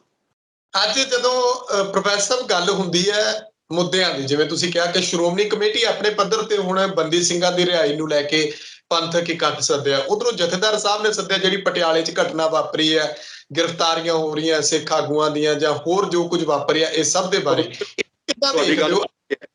ਤੁਹਾਡੀ ਗੱਲ ਵਿਚਾਲੇ ਹੈ। ਬੰਦੀ ਸਿੰਘਾਂ ਦੀ ਰਿਹਾਈ ਦੀ ਗੱਲ ਚੁੱਕਣਾ ਅਕਾਲ ਤਖਤ ਸਾਹਿਬ ਦਾ ਕੰਮ ਹੈ। ਬੰਦੀ ਸਿੰਘਾਂ ਦੀ ਰਿਹਾਈ ਦਾ ਮੁੱਦਾ ਚੁੱਕਣਾ ਸ਼੍ਰੋਮਣੀ ਅਕਾਲੀ ਦਲ ਦਾ ਪਹਿਲਾ ਮੁੱਦਾ ਹੈ। ਸ਼੍ਰੋਮਣੀ ਅਕਾਲੀ ਦਲ ਦੀ ਲੀਡਰਸ਼ਿਪ ਤਾਂ ਚੁੱਪ ਕਰਕੇ ਆਪਣੇ ਘਰੇ ਬੈਠੀ ਹੈ। ਕਿਹੜਾ ਮੁੱਦਾ ਹੈ ਇਹਦੇ ਤੇ? ਪ੍ਰੋਫੈਸਰ ਇਹਦੇ ਉੱਤੇ ਇਹਨਾਂ ਦੀ ਮੀਟਿੰਗ ਹੋਈ ਹੈ, ਉਹਨੂੰ ਲੈ ਕੇ ਸੁਖਬੀਰ ਬਾਦਲ ਨੇ ਵੀ ਕਿਹਾ ਕਿ ਭਾਵੇਂ ਮੈਨੂੰ ਕਿਸੇ ਦੇ ਪੈਰ ਫੜਨੇ ਪੈਣ, ਭਾਵੇਂ ਕਿਤੇ ਜਾ ਕੇ ਨੱਕ ਰਗੜਨਾ ਪਏ, ਅਸੀਂ ਬੰਦੀ ਸਿੱਖਾਂ ਨੂੰ ਰਿਹਾ ਕਰਾ ਕੇ ਹਟਾਂਗੇ। ਤੇ ਇਹ ਜਿਹੜਾ ਇਕੱਠ ਸੱਦਿਆ, ਇਹ ਪੰਥਕ ਇਕੱਠ ਜਿਹੜਾ ਉਹ ਸ਼੍ਰੋਮਣੀ ਗੁਰਦੁਆਰਾ ਪ੍ਰਬੰਧਕ ਕਮੇਟੀ ਨੇ ਸੱਦਿਆ। ਸ਼੍ਰੋਮਣੀ ਕਮੇਟੀ ਦਾ ਵੀ ਵੈਸੇ ਕੰਮ ਨਹੀਂ ਹੈ ਇਹ। ਸੱਦਿਆ ਠੀਕ ਹੈ, ਸ਼੍ਰੋਮਣੀ ਕਮੇਟੀ ਦਾ ਇਹਨਾਂ ਕੰਮਾਂ 'ਚ ਉਲਝਣ ਦਾ ਕੰਮ ਨਹੀਂ ਹੈ। ਸ੍ਰੀ ਅਕਾਲ ਤਖਤ ਸਾਹਿਬ ਦੇ ਜਥੇਦਾਰ ਦਾ ਕੰਮ ਇਹਨਾਂ ਗੱਲਾਂ 'ਚ ਉਲਝਣ ਦਾ ਨਹੀਂ ਹੈ। ਸ਼੍ਰੋਮਣੀ ਅਕਾਲ ਤਖਤ ਸਾਹਿਬ ਦਾ ਜਥੇਦਾਰ ਸੁਪਰੀਮ ਪਰਸਨੈਲਿਟੀ ਹੈ, ਉਹਨੂੰ ਅਸੀਂ ਨਿੱਕੇ ਮੁੱਦਿਆਂ ਦੇ ਵਿੱਚ ਫਸਾ ਦਿੰਦੇ ਹਾਂ ਆਪ ਹੀ। ਇਹ ਕੰਮ ਹੈ ਸ਼੍ਰੋਮਣੀ ਅਕਾਲੀ ਦਲ ਦਾ। ਜੇ ਅਕਾਲੀ ਦਲ ਨੇ ਕੋਈ ਇਕੱਠ ਸੱਦਿਆ, ਜੇ ਉਹਨੇ ਕਿਹਾ ਕਿ ਮੈਂ ਪੈਰ ਫੜਨ ਨੂੰ ਤਿਆਰ ਹਾਂ, ਭਾਈ ਤੁਹਾਨੂੰ ਰੋਕਿਆ ਕੀ ਰਿਹਾ? ਪੈਰ ਫੜੋ ਜਾ ਕੇ, ਪੈਰ ਫੜਨ ਦੀ ਵੀ ਲੋੜ ਨਹੀਂ। ਤੁਸੀਂ ਇੱਕ ਮਰਦ ਬਣ ਕੇ, ਠੀਕ ਚੰਗੇ ਇੱਕ ਲੀਡਰ ਬਣ ਕੇ ਤੁਸੀਂ ਮੁੱਦਾ ਉਠਾਓ, ਤੁਹਾਡੇ ਮੁੱਦੇ ਨੂੰ ਕੋਈ ਜਵਾਬ ਹੀ ਨਹੀਂ ਦੇ ਸਕਦਾ। ਤੁਸੀਂ ਤਾਂ ਗੱਲਾਂ ਇਹ ਕਰਦੇ ਨਹੀਂ ਹੈਗੇ, ਤੁਸੀਂ ਤਾਂ ਘਰਾਂ 'ਚ ਬੈਠੇ ਦੂਜਿਆਂ ਤੋਂ ਕੰਮ ਕਰਵਾ ਰਹੇ ਹੋ। ਜਥੇਦਾਰ ਦਾ ਕੰਮ ਨਹੀਂ ਹੈਗੇ, ਮੈਂ ਬਾਰ-ਬਾਰ ਕਹਿਣਾ, ਜਥੇਦਾਰ ਦਾ ਇਹ ਕੰਮ ਨਹੀਂ ਹੈਗਾ। ਸ਼੍ਰੋਮਣੀ ਕਮੇਟੀ ਦਾ ਵੀ ਇਹ ਕੰਮ ਨਹੀਂ ਹੈਗਾ। ਸ਼੍ਰੋਮਣੀ ਕਮੇਟੀ ਦੇ ਕੰਮ ਹੋਰ ਬਹੁਤ ਨੇ, ਗੁਰਦੁਆਰਿਆਂ ਦਾ ਪ੍ਰਬੰਧ ਕਰਦੇ। ਇਹ ਅਕਾਲੀ ਦਲ ਦਾ ਕੰਮ ਹੈ ਤੇ ਅਕਾਲੀ ਦਲ ਹੀ ਵਾਧੂ ਹੈ ਜੇ ਇਹ ਮੁੱਦੇ ਚੁੱਕ ਲਵੇ। ਉਹ ਸਿੰਸੀਅਰ ਹੀ ਨਹੀਂ ਹੈ। ਉਹ ਉਹਨਾਂ ਕੁ ਕੰਮ ਕਰਦਾ ਜਿੰਨੇ ਕੁ ਕੰਮ ਨਾਲ ਉਹਦੀ ਚਮੜੀ ਬਚੀ ਰਹਿ ਸਕਦੀ ਹੈ, ਉਹਨਾਂ ਕੁ ਕੰਮ ਕਰਦਾ, ਉਹਨਾਂ ਕੁ ਬੋਲਦਾ ਜਿੰਨੇ ਕੁ ਬੋਲਣ ਨਾਲ ਉਹਦੀ ਚਮੜੀ ਬਚ ਸਕਦੀ ਹੈ। ਕਿੰਨੀਆਂ ਕਹਿੰਦੇ ਨੇ ਐਜੀਟੇਸ਼ਨਾਂ ਕੀਤੀਆਂ ਨੇ ਹਾਰਨ ਤੋਂ। ਜਿਹੜੀ ਅੱਜ ਦੀ ਹਾਰ ਹੋਈ ਹੈ ਉਹਦੀ ਵਿਧਾਨ ਸਭਾ ਚੋਣਾਂ ਦੀ, ਸਾਰੇ ਅਕਾਲੀ ਦਲ ਦੇ ਇਤਿਹਾਸ ਵਿੱਚ, ਅਕਾਲੀ ਦਲ ਦਾ ਇਤਿਹਾਸ ਪੜ੍ਹ ਲਓ, ਮੇਰਾ ਵੀ ਲਿਖਿਆ ਹੋਇਆ ਪਹਿਲਾ ਭਾਗ, ਮੇਰੀ ਵੀ ਕਿਤਾਬ ਲਿਖੀ ਹੋਈ ਹੈ, ਹੋਰ ਵੀ ਬਹੁਤ ਲਿਖੀਆਂ ਹੋਈਆਂ ਕਿਤਾਬਾਂ ਨੇ। 100 ਸਾਲ ਤੋਂ ਉੱਪਰ ਹੋ ਗਿਆ। 1920 ਵਿੱਚ 100 ਸਾਲ ਹੋ ਗਏ ਸੀ। ਇਹ 100ਵੇਂ ਸਾਲਾਂ ਦੀਆਂ ਗੱਲਾਂ ਨੇ ਜਦੋਂ ਅਕਾਲੀ ਦਲ ਦਾ ਆਹ ਹਾਲ ਹੋ ਰਿਹਾ ਹੈ। 100 ਸਾਲਾਂ ਵਿੱਚ ਕਦੇ ਇਹੋ ਜਿਹਾ ਹਾਲ ਨਹੀਂ ਹੋਇਆ ਜੋ 2022 ਦੀਆਂ ਚੋਣਾਂ ਵਿੱਚ ਅਕਾਲੀ ਦਲ ਦੀ ਲੀਡਰਸ਼ਿਪ ਦਾ ਹੋਇਆ। ਸਾਰੇ ਹੁੰਝਾ ਫਿਰ ਗਿਆ। ਉਹ ਇੰਨੀ ਮੈਜੋਰਟੀ ਆ ਪੰਜਾਬ ਦੇ ਵਿੱਚ, ਇੰਨੇ ਗੁਰਦੁਆਰੇ ਨੇ ਪੰਜਾਬ ਦੇ ਵਿੱਚ, ਹਰ ਥਾਂ ਤੇ ਬਾਣੀ ਦਾ ਪਾਠ ਹੋ ਰਿਹਾ ਪੰਜਾਬ ਦੇ ਵਿੱਚ। ਮਤਲਬ ਕਿਸੇ ਪਾਸੇ ਕੋਈ ਨਾ ਪੈਸੇ ਦਾ ਘੱਟ ਹੈ। ਉਹ ਇਹਨਾਂ ਨੇ ਜਿਵੇਂ ਮੱਖਣ ਚੋਂ ਵਾਲ ਕੱਢ ਕੇ ਮਾਰੀਂਦਾ ਨਾ, ਆਮ ਆਦਮੀ ਪਾਰਟੀ ਇਹਨੂੰ ਇਉਂ ਕੱਢ ਕੇ ਮਾਰਿਆ। ਕਿੱਧਰ ਗਿਆ ਤੁਹਾਡਾ ਪੰਥ? ਕਿੱਧਰ ਗਿਆ ਤੁਹਾਡਾ ਅਕਾਲੀ ਦਲ? ਕਿੱਧਰ ਗਏ ਤੁਹਾਡੇ ਝੂਲ ਦੇ ਨਿਸ਼ਾਨ? ਇਹਨਾਂ ਨੇ ਝੂਲ ਦੇ ਨਿਸ਼ਾਨਾਂ ਦੀ ਵੀ ਬੇਅਦਬੀ ਕਰਵਾਤੀ ਹੈ, ਇਹਨਾਂ ਨੇ ਪੰਥ ਦੀ ਵੀ ਬੇਅਦਬੀ ਕਰਵਾਤੀ ਹੈ। ਇਹ ਰਾਹ ਤੋਂ ਥਿੜਕ ਗਏ ਸੀ, ਮਾਰਗ ਤੋਂ ਥਿੜਕੇ ਹੋਏ ਸੀ, ਇਹਨਾਂ ਦਾ ਬੁਰਾ ਹਾਲ ਹੋ ਗਿਆ। ਅਕਾਲੀ ਦਲ ਦੇ 100 ਸਾਲਾਂ ਦੇ ਇਤਿਹਾਸ ਵਿੱਚ ਪਹਿਲੀ ਦਫਾ 103ਵੇਂ ਸਾਲ ਦੇ ਵਿੱਚ 2022 ਵਿੱਚ ਹੋਈ ਹੈ ਇਹਨਾਂ ਦੀ ਇਹੀ ਜੀ ਦਿਸ਼ਾ ਪਹਿਲਾਂ 100 ਸਾਲਾਂ 'ਚ ਕਿਤੇ ਵੀ ਨਹੀਂ ਹੋਈ। ਇਸੇ ਪ੍ਰੋਫੈਸਰ ਸਾਹਿਬ ਇਸੇ ਕਰਕੇ ਕੇਂਦਰ ਸਰਕਾਰ, ਮੋਦੀ ਸਰਕਾਰ ਲਗਾਤਾਰ ਚਾਰਾਜੋਈ ਕਰ ਰਹੀ ਹੈ ਕਿ ਅਸੀਂ ਸਿੱਖਾਂ ਦੇ ਮਸਲਿਆਂ ਨੂੰ ਹੱਲ ਕਰੀਏ, ਪਰ ਅੱਜ ਤੱਕ ਉਹ ਕੋਈ ਪਲੇਟਫਾਰਮ ਨਹੀਂ ਆਇਆ ਜਿਹਨੇ ਆ ਕੇ ਦੱਸਿਆ ਹੋਵੇ ਕਿ ਆਖਿਰਕਾਰ ਸਿੱਖਾਂ ਦੇ ਮਸਲੇ ਕਿਹੜੇ ਨੇ, ਸਿੱਖਾਂ ਦਾ ਆਗੂ ਕੌਣ ਹੈ ਜਿਹੜਾ ਜਾ ਕੇ ਇਹਨਾਂ ਮਸਲਿਆਂ ਨੂੰ ਉਭਾਰੇਗਾ, ਇਹਨਾਂ ਦਾ ਹੱਲ ਕਰਵਾਏਗਾ। ਫਿਰ ਦੂਜੇ ਪਾਸੇ ਇਹ ਵੀ ਗੱਲ ਸਾਹਮਣੇ ਆਉਂਦੀ ਹੈ ਕਿ ਦੋਸਤ ਤੇ ਵਿਰੋਧੀ ਵਿੱਚ, ਜਾਂ ਕਹਿ ਲਓ ਕਿ ਸਿੱਧੇ ਸ਼ਬਦਾਂ 'ਚ ਦੋਸਤ ਤੇ ਦੁਸ਼ਮਣ ਦੀ ਪਛਾਣ ਕੀਤੀ ਜਾਵੇ ਕਿ ਸਿੱਖਾਂ ਦੇ ਦੋਸਤ ਕੌਣ ਨੇ, ਸਿੱਖਾਂ ਦੇ ਹਮਦਰਦੀ ਕੌਣ ਨੇ, ਜਾਂ ਸਿੱਖਾਂ ਦੇ ਨਾਲ ਦੁਸ਼ਮਣੀ ਕੌਣ ਕਮਾ ਰਹੇ ਨੇ, ਇਹਦੀ ਪਛਾਣ ਕੀਤੀ ਜਾਵੇ। ਇਹ ਪ੍ਰਚਾਰਿਆ ਜਾ ਰਿਹਾ ਕਿ ਅੱਜ ਸਿੱਖਾਂ ਦੇ ਮੁੱਦਿਆਂ ਦੇ ਵਿਚਾਲੇ ਇਹ ਗੱਲ ਵੀ ਉੱਠਦੀ ਹੈ। ਸੁਖਵਿੰਦਰ ਜੀ, ਸਿੱਖਾਂ ਦੇ ਮੁੱਦਿਆਂ 'ਚ ਕਿਹੜੇ ਨੇ ਦੱਸੋ ਮੈਨੂੰ, ਤੁਹਾਨੂੰ ਪਤਾ ਹੈ? ਕਿਸੇ ਸ਼੍ਰੋਮਣੀ ਅਕਾਲੀ ਦਲ ਦੀ ਲੀਡਰਸ਼ਿਪ ਨੇ ਆਪਣੇ ਮੁੱਦਿਆਂ ਨੂੰ ਸੈਂਟਰ ਗਵਰਨਮੈਂਟ ਦੇ ਸਾਹਮਣੇ ਰੱਖਿਆ ਵੀ ਸਾਡੇ ਆਹ ਮੁੱਦੇ ਨੇ? ਜੇ ਉਹ ਮੁੱਦੇ ਸਾਹਮਣੇ ਰੱਖੇ ਨੇ ਅਕਾਲੀ ਦਲ ਦੀ ਲੀਡਰਸ਼ਿਪ ਨੇ, ਫਿਰ 25 ਸਾਲਾਂ ਤੋਂ ਤੁਸੀਂ ਭਾਰਤੀ ਜਨਤਾ ਪਾਰਟੀ ਨਾਲ ਆਪਦਾ ਗੱਠਜੋੜ ਕਰਦੇ ਆ ਰਹੇ ਹੋ, ਸਰਕਾਰਾਂ ਵਿੱਚ ਸ਼ਾਮਲ ਵੀ ਹੁੰਦੇ ਆ ਰਹੇ ਹੋ, ਸੈਂਟਰ ਵਿੱਚ ਵੀ ਤੇ ਸਟੇਟ ਵਿੱਚ ਵੀ, ਤੇ ਫਿਰ ਮੁੱਦੇ ਤੁਹਾਡੇ ਹੱਲ ਕਿਉਂ ਨਹੀਂ ਹੋਏ ਜੀ? ਉਹ ਇਹਦੇ ਵਿੱਚ ਇੱਕ ਗੱਲ ਝੂਠ ਜ਼ਰੂਰ ਹੈ, ਜਾਂ ਅਕਾਲੀ ਦਲ ਦੀ ਲੀਡਰਸ਼ਿਪ ਨੇ ਆਪਣੇ ਮੁੱਦੇ ਰੱਖੇ ਨਹੀਂ ਸੈਂਟਰ ਸਾਹਮਣੇ, ਜਾਂ ਸੈਂਟਰ ਨੇ ਇਹਨਾਂ ਦੇ ਮੁੱਦਿਆਂ ਨੂੰ ਗੋਲਿਆ ਨੇ। ਇੱਕ ਗੱਲ ਜ਼ਰੂਰ ਹੈ ਦੋਹਾਂ ਚੋਂ, ਦੋਨੇ ਗੱਲਾਂ ਹੀ ਮਾੜੀਆਂ ਨੇ। ਜੇ ਦੋਨਾਂ ਚੋਂ ਕੋਈ ਵੀ ਗੱਲ ਹੋਵੇ, ਉਹ ਭਲੇ ਮਾਨਸੋ ਤੁਹਾਡਾ ਇਤਨਾ ਪੱਕਾ ਗੱਠਜੋੜ ਹੈ ਬੀਜੇਪੀ ਨਾਲ, ਭਾਰਤੀ ਜਨਤਾ ਪਾਰਟੀ ਨਾਲ। ਮੋਦੀ ਬਾਰੇ ਤੁਸੀਂ ਕਹਿ ਰਹੇ ਹੋ, ਵੈਸੇ ਵੀ ਹਰੇਕ ਪੰਜਾਬੀ ਸੋਚ ਰਿਹਾ ਹੈ ਕਿ ਜਿੰਨਾ ਸਿੱਖਾਂ ਦੀ ਨੇੜੇ ਹੋ ਕੇ ਗੱਲ ਉਹ ਕਰਦੇ ਨੇ, ਹੋਰ ਕਿਸੇ ਪ੍ਰਾਈਮ ਮਿਨਿਸਟਰ ਨੇ ਇੰਨਾ ਜਜ਼ਬਾਤੀ ਹੋ ਕੇ ਕਦੇ ਗੱਲ ਨਹੀਂ ਕੀਤੀ। ਠੀਕ ਹੈ, ਸਾਰੀਆਂ ਗੱਲਾਂ ਠੀਕ ਨੇ, ਮੈਂ ਵੀ ਇਹਦੀ ਸਪੋਰਟ ਕਰਦਾ ਤੇ ਮੈਂ ਵੀ ਪਸੰਦ ਕਰਦਾ ਇਹਨਾਂ ਗੱਲਾਂ ਨੂੰ, ਲੇਕਿਨ ਇੰਨਾ ਕੁਝ ਹੋਣ ਦੇ ਬਾਵਜੂਦ ਵੀ ਪੰਜਾਬ ਦੇ ਮਸਲੇ ਹੱਲ ਕਿਉਂ ਨਹੀਂ ਹੋਏ ਜੀ? ਜਰਾ ਦੱਸੋਗਾ ਤੁਸੀਂ ਮੈਨੂੰ? ਜੇ ਇੰਨਾ ਸੁਹਿਰਦ ਪ੍ਰਧਾਨ ਮੰਤਰੀ ਇਸ ਸਮੇਂ ਹਿੰਦੁਸਤਾਨ ਦਾ ਹੈ, ਤੇ ਜੇ ਉਹਦੀ ਪਾਰਟੀ ਦੇ ਨਾਲ ਇਹ 25 ਸਾਲਾਂ ਤੋਂ ਜੁੜੇ ਹੋਏ ਨੇ, ਫਿਰ ਤੁਹਾਡੇ ਪੰਜਾਬ ਦਾ ਇੱਕ ਵੀ ਮਸਲਾ ਹੁਣ ਤੱਕ ਹੱਲ ਕਿਉਂ ਨਹੀਂ ਹੋਇਆ? ਇੱਕੋ ਹੀ ਗੱਲ ਹੈ, ਜਾਂ ਤਾਂ ਅਕਾਲੀ ਲੀਡਰਸ਼ਿਪ ਨੇ ਇਹ ਮਸਲੇ ਚੁੱਕੇ ਨਹੀਂ, ਜਾਂ ਬੀਜੇਪੀ ਨੇ, ਜਾਂ ਬੀਜੇਪੀ ਦੀ ਕੇਂਦਰੀ ਸਰਕਾਰ ਨੇ ਇਹਨਾਂ ਮਸਲਿਆਂ ਨੂੰ ਗੋਲਿਆ ਨਹੀਂ। ਇੱਕ ਗੱਲ ਜ਼ਰੂਰ ਹੈ, ਇਹ ਤਾਂ ਤੁਸੀਂ ਕਹਿ ਨਹੀਂ ਸਕਦੇ ਕਿ ਅਕਾਲੀ ਦਲ ਨੇ ਮਸਲੇ ਚੁੱਕੇ ਹੋਣ, ਸਾਹਮਣੇ ਰੱਖੇ ਹੋਣ, ਤੇ ਸੈਂਟਰ ਨੇ ਇਨਕਾਰ ਕਰ ਦਿੱਤਾ ਹੋਵੇ ਕਿ ਅਸੀਂ ਤਾਂ ਮੰਨਦੇ ਨਹੀਂ। ਇਹ ਗੱਲ ਵੀ ਨਹੀਂ ਹੈਗੀ। ਤੁਸੀਂ ਮੈਨੂੰ ਦੱਸੋ, ਅਕਾਲੀ ਦਲ ਨੇ ਕਦੋਂ ਚੰਡੀਗੜ੍ਹ ਦਾ ਮਸਲਾ ਚੁੱਕਿਆ ਬੀਜੇਪੀ ਦੀ ਗਵਰਨਮੈਂਟ ਦੇ ਸਾਹਮਣੇ? ਮੈਨੂੰ ਇੱਕ ਵੀ ਐਗਜ਼ਾਮਪਲ ਦੱਸ ਦਿਓ, ਕਿਸੇ ਨੂੰ ਪਤਾ ਹੈ? 5-5 ਸਾਲ 10-10 ਸਾਲ ਇਹ ਸਰਕਾਰਾਂ ਵੀ ਚਲਾ ਗਏ ਆਪਦੀਆਂ, ਜਿਹਦੇ ਵਿੱਚ ਬੀਜੇਪੀ ਵੀ ਰਲੀ ਹੋਈ ਸੀ। ਸੈਂਟਰ ਵਿੱਚ ਵੀ ਇਹ ਭਾਈਵਾਲ ਬਣ ਚੁੱਕੇ ਬੀਜੇਪੀ ਦੇ ਨਾਲ। ਅਟਲ ਬਿਹਾਰੀ ਵਾਜਪਾਈ ਜੀ ਦੇ ਹੁੰਦੇ ਵੀ ਇਹ ਰਲੇ ਹੋਏ ਸੀ, ਇਹਨਾਂ ਦੀ ਸਾਂਝ ਸੀ, ਤੇ ਮੋਦੀ ਸਾਹਿਬ ਦੇ ਨਾਲ ਤਾਂ 10ਵਾਂ ਇਹ ਦੂਜੀ ਟਰਮ ਚੱਲ ਰਹੀ ਹੈ। ਕਦੇ ਇਹਨਾਂ ਨੇ ਮੋਦੀ ਸਾਹਿਬ ਕੋਲੇ ਚੰਡੀਗੜ੍ਹ ਦਾ ਮਸਲਾ ਚੁੱਕਿਆ ਹੋਵੇ? ਕਦੇ ਅਕਾਲੀ ਰਿਪਰੈਜ਼ੈਂਟੇਟਿਵ ਨੇ, ਜਿਹੜੇ ਅਕਾਲੀ ਮਿਨਿਸਟਰ ਰਹੇ ਨੇ, ਕਦੇ ਤੁਸੀਂ ਪੁੱਛ ਲਓ ਉਹਨਾਂ ਨਾਲ ਇੰਟਰਵਿਊ ਕਰਕੇ ਪੁੱਛਦਾ ਸੋਈ ਹਰਸਿਮਰਤ ਕੌਰ ਬਾਦਲ ਜੀ ਨੂੰ ਕਿ ਭਾਈ ਬੀਬਾ ਤੈਂ ਕਦੇ ਮੋਦੀ ਕੋਲੇ ਜਾ ਕੇ ਜਾਂ ਕੈਬਨਿਟ ਦੇ ਵਿੱਚ ਚੰਡੀਗੜ੍ਹ ਦਾ ਮਸਲਾ ਚੁੱਕੇ? ਤੈਂ ਕਦੇ SYL ਦਾ ਮਸਲਾ ਕੈਬਨਿਟ ਦੇ ਵਿੱਚ ਰੱਖਿਆ ਜਾਂ ਮੋਦੀ ਸਾਹਿਬ ਕੋਲੇ ਰੱਖਿਆ? ਆਲ ਇੰਡੀਆ ਗੁਰਦੁਆਰਾ ਐਕਟ ਦਾ ਮਸਲਾ ਇਸ ਲੀਡਰਸ਼ਿਪ ਨੇ ਕਦੇ ਸੈਂਟਰ ਗਵਰਨਮੈਂਟ ਕੋਲੇ ਜਾ ਕੇ ਰੱਖਿਆ? ਤੁਸੀਂ ਆਲ ਇੰਡੀਆ ਗੁਰਦੁਆਰਾ ਐਕਟ ਬਾਰੇ ਸੁਣਿਆ ਕਦੇ? ਜਦੋਂ ਪਹਿਲੀ ਵਾਰ ਕਾਂਗਰਸ ਦੀ ਸਰਕਾਰ ਹਟਣ ਤੋਂ ਬਾਅਦ ਮੁਰਾਰਜੀ ਦੇਸਾਈ ਦੀ ਅਗਵਾਈ ਵਾਲੀ ਸਾਂਝੇ ਫਰੰਟ ਦੀ ਸਰਕਾਰ ਬਣੀ ਸੀ 1977 ਦੇ ਵਿੱਚ, ਤਾਂ ਉਦੋਂ ਅਕਾਲੀ ਦਲ ਦੀ ਲੀਡਰਸ਼ਿਪ ਨੇ ਆਲ ਇੰਡੀਆ ਗੁਰਦੁਆਰਾ ਐਕਟ ਦਾ ਪੂਰਾ ਖਰੜਾ ਤਿਆਰ ਕਰਕੇ, ਇੱਕ ਪੂਰਾ ਕਮਿਸ਼ਨ ਬਣਾ ਕੇ, ਕਮਿਸ਼ਨ ਰਾਹੀਂ ਤਿਆਰ ਕਰਕੇ ਪਾਰਲੀਮੈਂਟ 'ਚ ਭੇਜਿਆ ਸੀ ਤੇ ਪਾਰਲੀਮੈਂਟ ਦੀ ਟੇਬਲ ਤੇ ਰੱਖਿਆ ਸੀ, ਔਰ ਗਵਰਨਮੈਂਟ ਨੇ ਉਹਨੂੰ ਐਕਸੈਪਟ ਵੀ ਕਰ ਲਿਆ ਸੀ। ਕਿ ਵਾਰੀ ਆਉਣ ਤੇ ਇਹਨੂੰ ਪਾਰਲੀਮੈਂਟ ਦੇ ਵਿੱਚ ਰੱਖਾਂਗੇ, ਤੇ ਪਾਰਲੀਮੈਂਟ ਚੋਂ ਪਾਸ ਜਦੋਂ ਹੋ ਗਿਆ ਤਾਂ ਆਲ ਇੰਡੀਆ ਗੁਰਦੁਆਰਾ ਐਕਟ ਬਣ ਜਾਊਗਾ। ਹੁਣ ਸਿਰਫ ਪੰਜਾਬ ਗੁਰਦੁਆਰਾ ਐਕਟ ਹੈ। ਥੋੜੀ ਜਿਹੀ ਮੈਂ ਗੱਲ ਤੁਹਾਨੂੰ ਦੱਸ ਦਿਆਂ, ਸ਼ਾਇਦ ਤੁਹਾਨੂੰ ਇਹਦਾ ਬੜਾ ਪਤਾ ਨਹੀਂ ਹੋਏਗਾ, ਕਿਉਂਕਿ ਤੁਸੀਂ ਕਦੇ ਗੱਲ ਇਹ ਨਾ ਸੁਣੀ ਹੋਏਗੀ, ਨਾ ਹੀ ਤੁਹਾਨੂੰ ਕਿਸੇ ਨੇ ਸੁਣਾਈ ਹੋਏਗੀ। ਪੰਜਾਬ ਜਿਹੜਾ ਗੁਰਦੁਆਰਾ ਐਕਟ ਹੈ ਉਹ ਸਿਰਫ 1947 ਤੋਂ ਪਿੱਛੋਂ ਦੇ ਸਾਂਝੇ ਪੰਜਾਬ ਤੱਕ ਸੀਮਤ ਸੀ, ਪੰਜਾਬ, ਹਰਿਆਣਾ, ਹਿਮਾਚਲ ਤੇ ਚੰਡੀਗੜ੍ਹ ਤੱਕ। ਪਹਿਲਾਂ ਸਾਰੇ ਪੰਜਾਬ ਤੱਕ ਸੀ। 1947 ਤੋਂ ਪਹਿਲਾਂ ਉਹ ਵੰਡ ਵੰਡਾਈ ਹੋ ਗਈ, ਵੱਡਾ ਹਿੱਸਾ ਉਧਰ ਰਹਿ ਗਿਆ, ਛੋਟਾ ਹਿੱਸਾ ਇੱਧਰ ਆ ਗਿਆ। ਫਿਰ ਉਹ ਪੰਜਾਬ, ਹਰਿਆਣੇ, ਚੰਡੀਗੜ੍ਹ ਤੇ ਹਿਮਾਚਲ ਤੱਕ ਸੀਮਤ ਹੋ ਗਿਆ। ਫਿਰ ਸ਼੍ਰੋਮਣੀ ਕਮੇਟੀ ਦਾ ਇਹ ਪ੍ਰੋਗਰਾਮ ਸੀ ਤੇ ਸ਼੍ਰੋਮਣੀ ਅਕਾਲੀ ਦਲ ਦੀ ਲੀਡਰਸ਼ਿਪ ਦਾ ਵੀ ਇਹ ਪ੍ਰੋਗਰਾਮ ਸੀ ਕਿ ਆਪਾਂ ਪੰਜਾਬ ਗੁਰਦੁਆਰਾ ਐਕਟ ਨੂੰ ਐਕਸਪੈਂਡ ਕਰਕੇ ਆਲ ਇੰਡੀਆ ਗੁਰਦੁਆਰਾ ਐਕਟ ਬਣਾ ਲਈਏ। ਆਲ ਇੰਡੀਆ ਜਿਵੇਂ ਅੱਜ ਕੱਲ੍ਹ ਸ਼੍ਰੋਮਣੀ ਗੁਰਦੁਆਰਾ ਪ੍ਰਬੰਧਕ ਕਮੇਟੀ ਬਣੀ ਹੋਈ ਹੈ, ਅਗਰ ਆਲ ਇੰਡੀਆ ਗੁਰਦੁਆਰਾ ਐਕਟ ਬਣ ਜੇ ਤਾਂ ਇਹ ਸਾਰੇ ਹਿੰਦੁਸਤਾਨ ਦੀ ਇੱਕ ਕਮੇਟੀ ਬਣ ਜੇਗੀ। ਇੱਕ ਕਮੇਟੀ, ਇਹ ਸ਼੍ਰੋਮਣੀ ਕਮੇਟੀ ਬਾਬੂ, ਉਹ ਉਹੀ ਸ਼੍ਰੋਮਣੀ ਕਮੇਟੀ ਹੋਏਗੀ ਫਿਰ। ਲੇਕਿਨ ਜਦੋਂ ਅਕਾਲੀ ਦਲ ਦੇ ਵਿੱਚ ਮੁਰਾਰਜੀ ਦੇਸਾਈ ਕੋਈ ਬਾਹਲਾ ਚਿਰ 2.5 ਸਾਲ ਕੱਟਿਆ ਸੀ, ਉਹ ਮੁਰਾਰਜੀ ਦੇਸਾਈ ਜ਼ਿਆਦਾ ਲੰਬੀ ਸਰਕਾਰ ਉਹਦੀ ਨਹੀਂ ਹੋ ਸਕੀ। ਫਿਰ ਪ੍ਰਧਾਨ ਮੰਤਰੀ ਬਦਲਦੇ ਗਏ, ਪ੍ਰਧਾਨ ਮੰਤਰੀ ਬਦਲਦੇ ਗਏ, ਬਾਦਲ ਪਰਿਵਾਰ ਦੀ ਜਾਂ ਸ਼੍ਰੋਮਣੀ ਅਕਾਲੀ ਦਲ ਦੀ ਲੀਡਰਸ਼ਿਪ ਦੀ ਜਿਹੜੀ ਅਹਿਮੀਅਤ ਸੀ ਉਹ ਘਟਦੀ ਗਈ। ਮੁਰਾਰਜੀ ਦੇਸਾਈ ਵੇਲੇ ਕਾਫੀ ਅਹਿਮੀਅਤ ਸੀ ਸ਼੍ਰੋਮਣੀ ਅਕਾਲੀ ਦਲ ਦੀ ਲੀਡਰਸ਼ਿਪ ਦੀ, ਕਿਉਂਕਿ ਇਸ ਲੀਡਰਸ਼ਿਪ ਨੇ ਐਮਰਜੈਂਸੀ ਦੇ ਖਿਲਾਫ ਵੀ ਮੋਰਚਾ ਲਾਇਆ ਸੀ। ਦੇਸ਼ ਦੇ ਵਿੱਚ ਅੱਛੀ ਇੱਜ਼ਤ ਬਣੀ ਹੋਈ ਸੀ ਅਕਾਲੀ ਦਲ ਦੀ, ਕਿਉਂਕਿ ਇਹਨੇ ਇੰਦਰਾ ਗਾਂਧੀ ਦੇ ਖਿਲਾਫ, ਐਮਰਜੈਂਸੀ ਦੇ ਖਿਲਾਫ ਮੋਰਚਾ ਲਾਇਆ ਸੀ। ਲੇਕਿਨ ਮਗਰੋਂ ਜਦੋਂ ਪ੍ਰਧਾਨ ਮੰਤਰੀ ਬਦਲਦੇ ਰਹੇ, ਅਕਾਲੀ ਦਲ ਦੀ ਅਹਿਮੀਅਤ ਘਟਦੀ ਗਈ ਤੇ ਘਟਣ ਦਾ ਇਹ ਕਾਰਨ ਹੋਇਆ ਕਿ ਜਿਹੜਾ ਖਰੜਾ ਆਲ ਇੰਡੀਆ ਗੁਰਦੁਆਰਾ ਐਕਟ ਦਾ ਪਾਸ ਕਰਕੇ, ਫਾਈਨਲ ਕਰਕੇ ਪਾਰਲੀਮੈਂਟ ਦੀ ਟੇਬਲ ਤੇ ਰੱਖਿਆ ਹੋਇਆ ਸੀ, ਉਹ ਵੀ ਕਿਧਰੇ ਫਾਈਲਾਂ ਦੇ ਢੇਰ ਵਿੱਚ ਕਿਧਰੇ ਰੁਲ ਗਿਆ।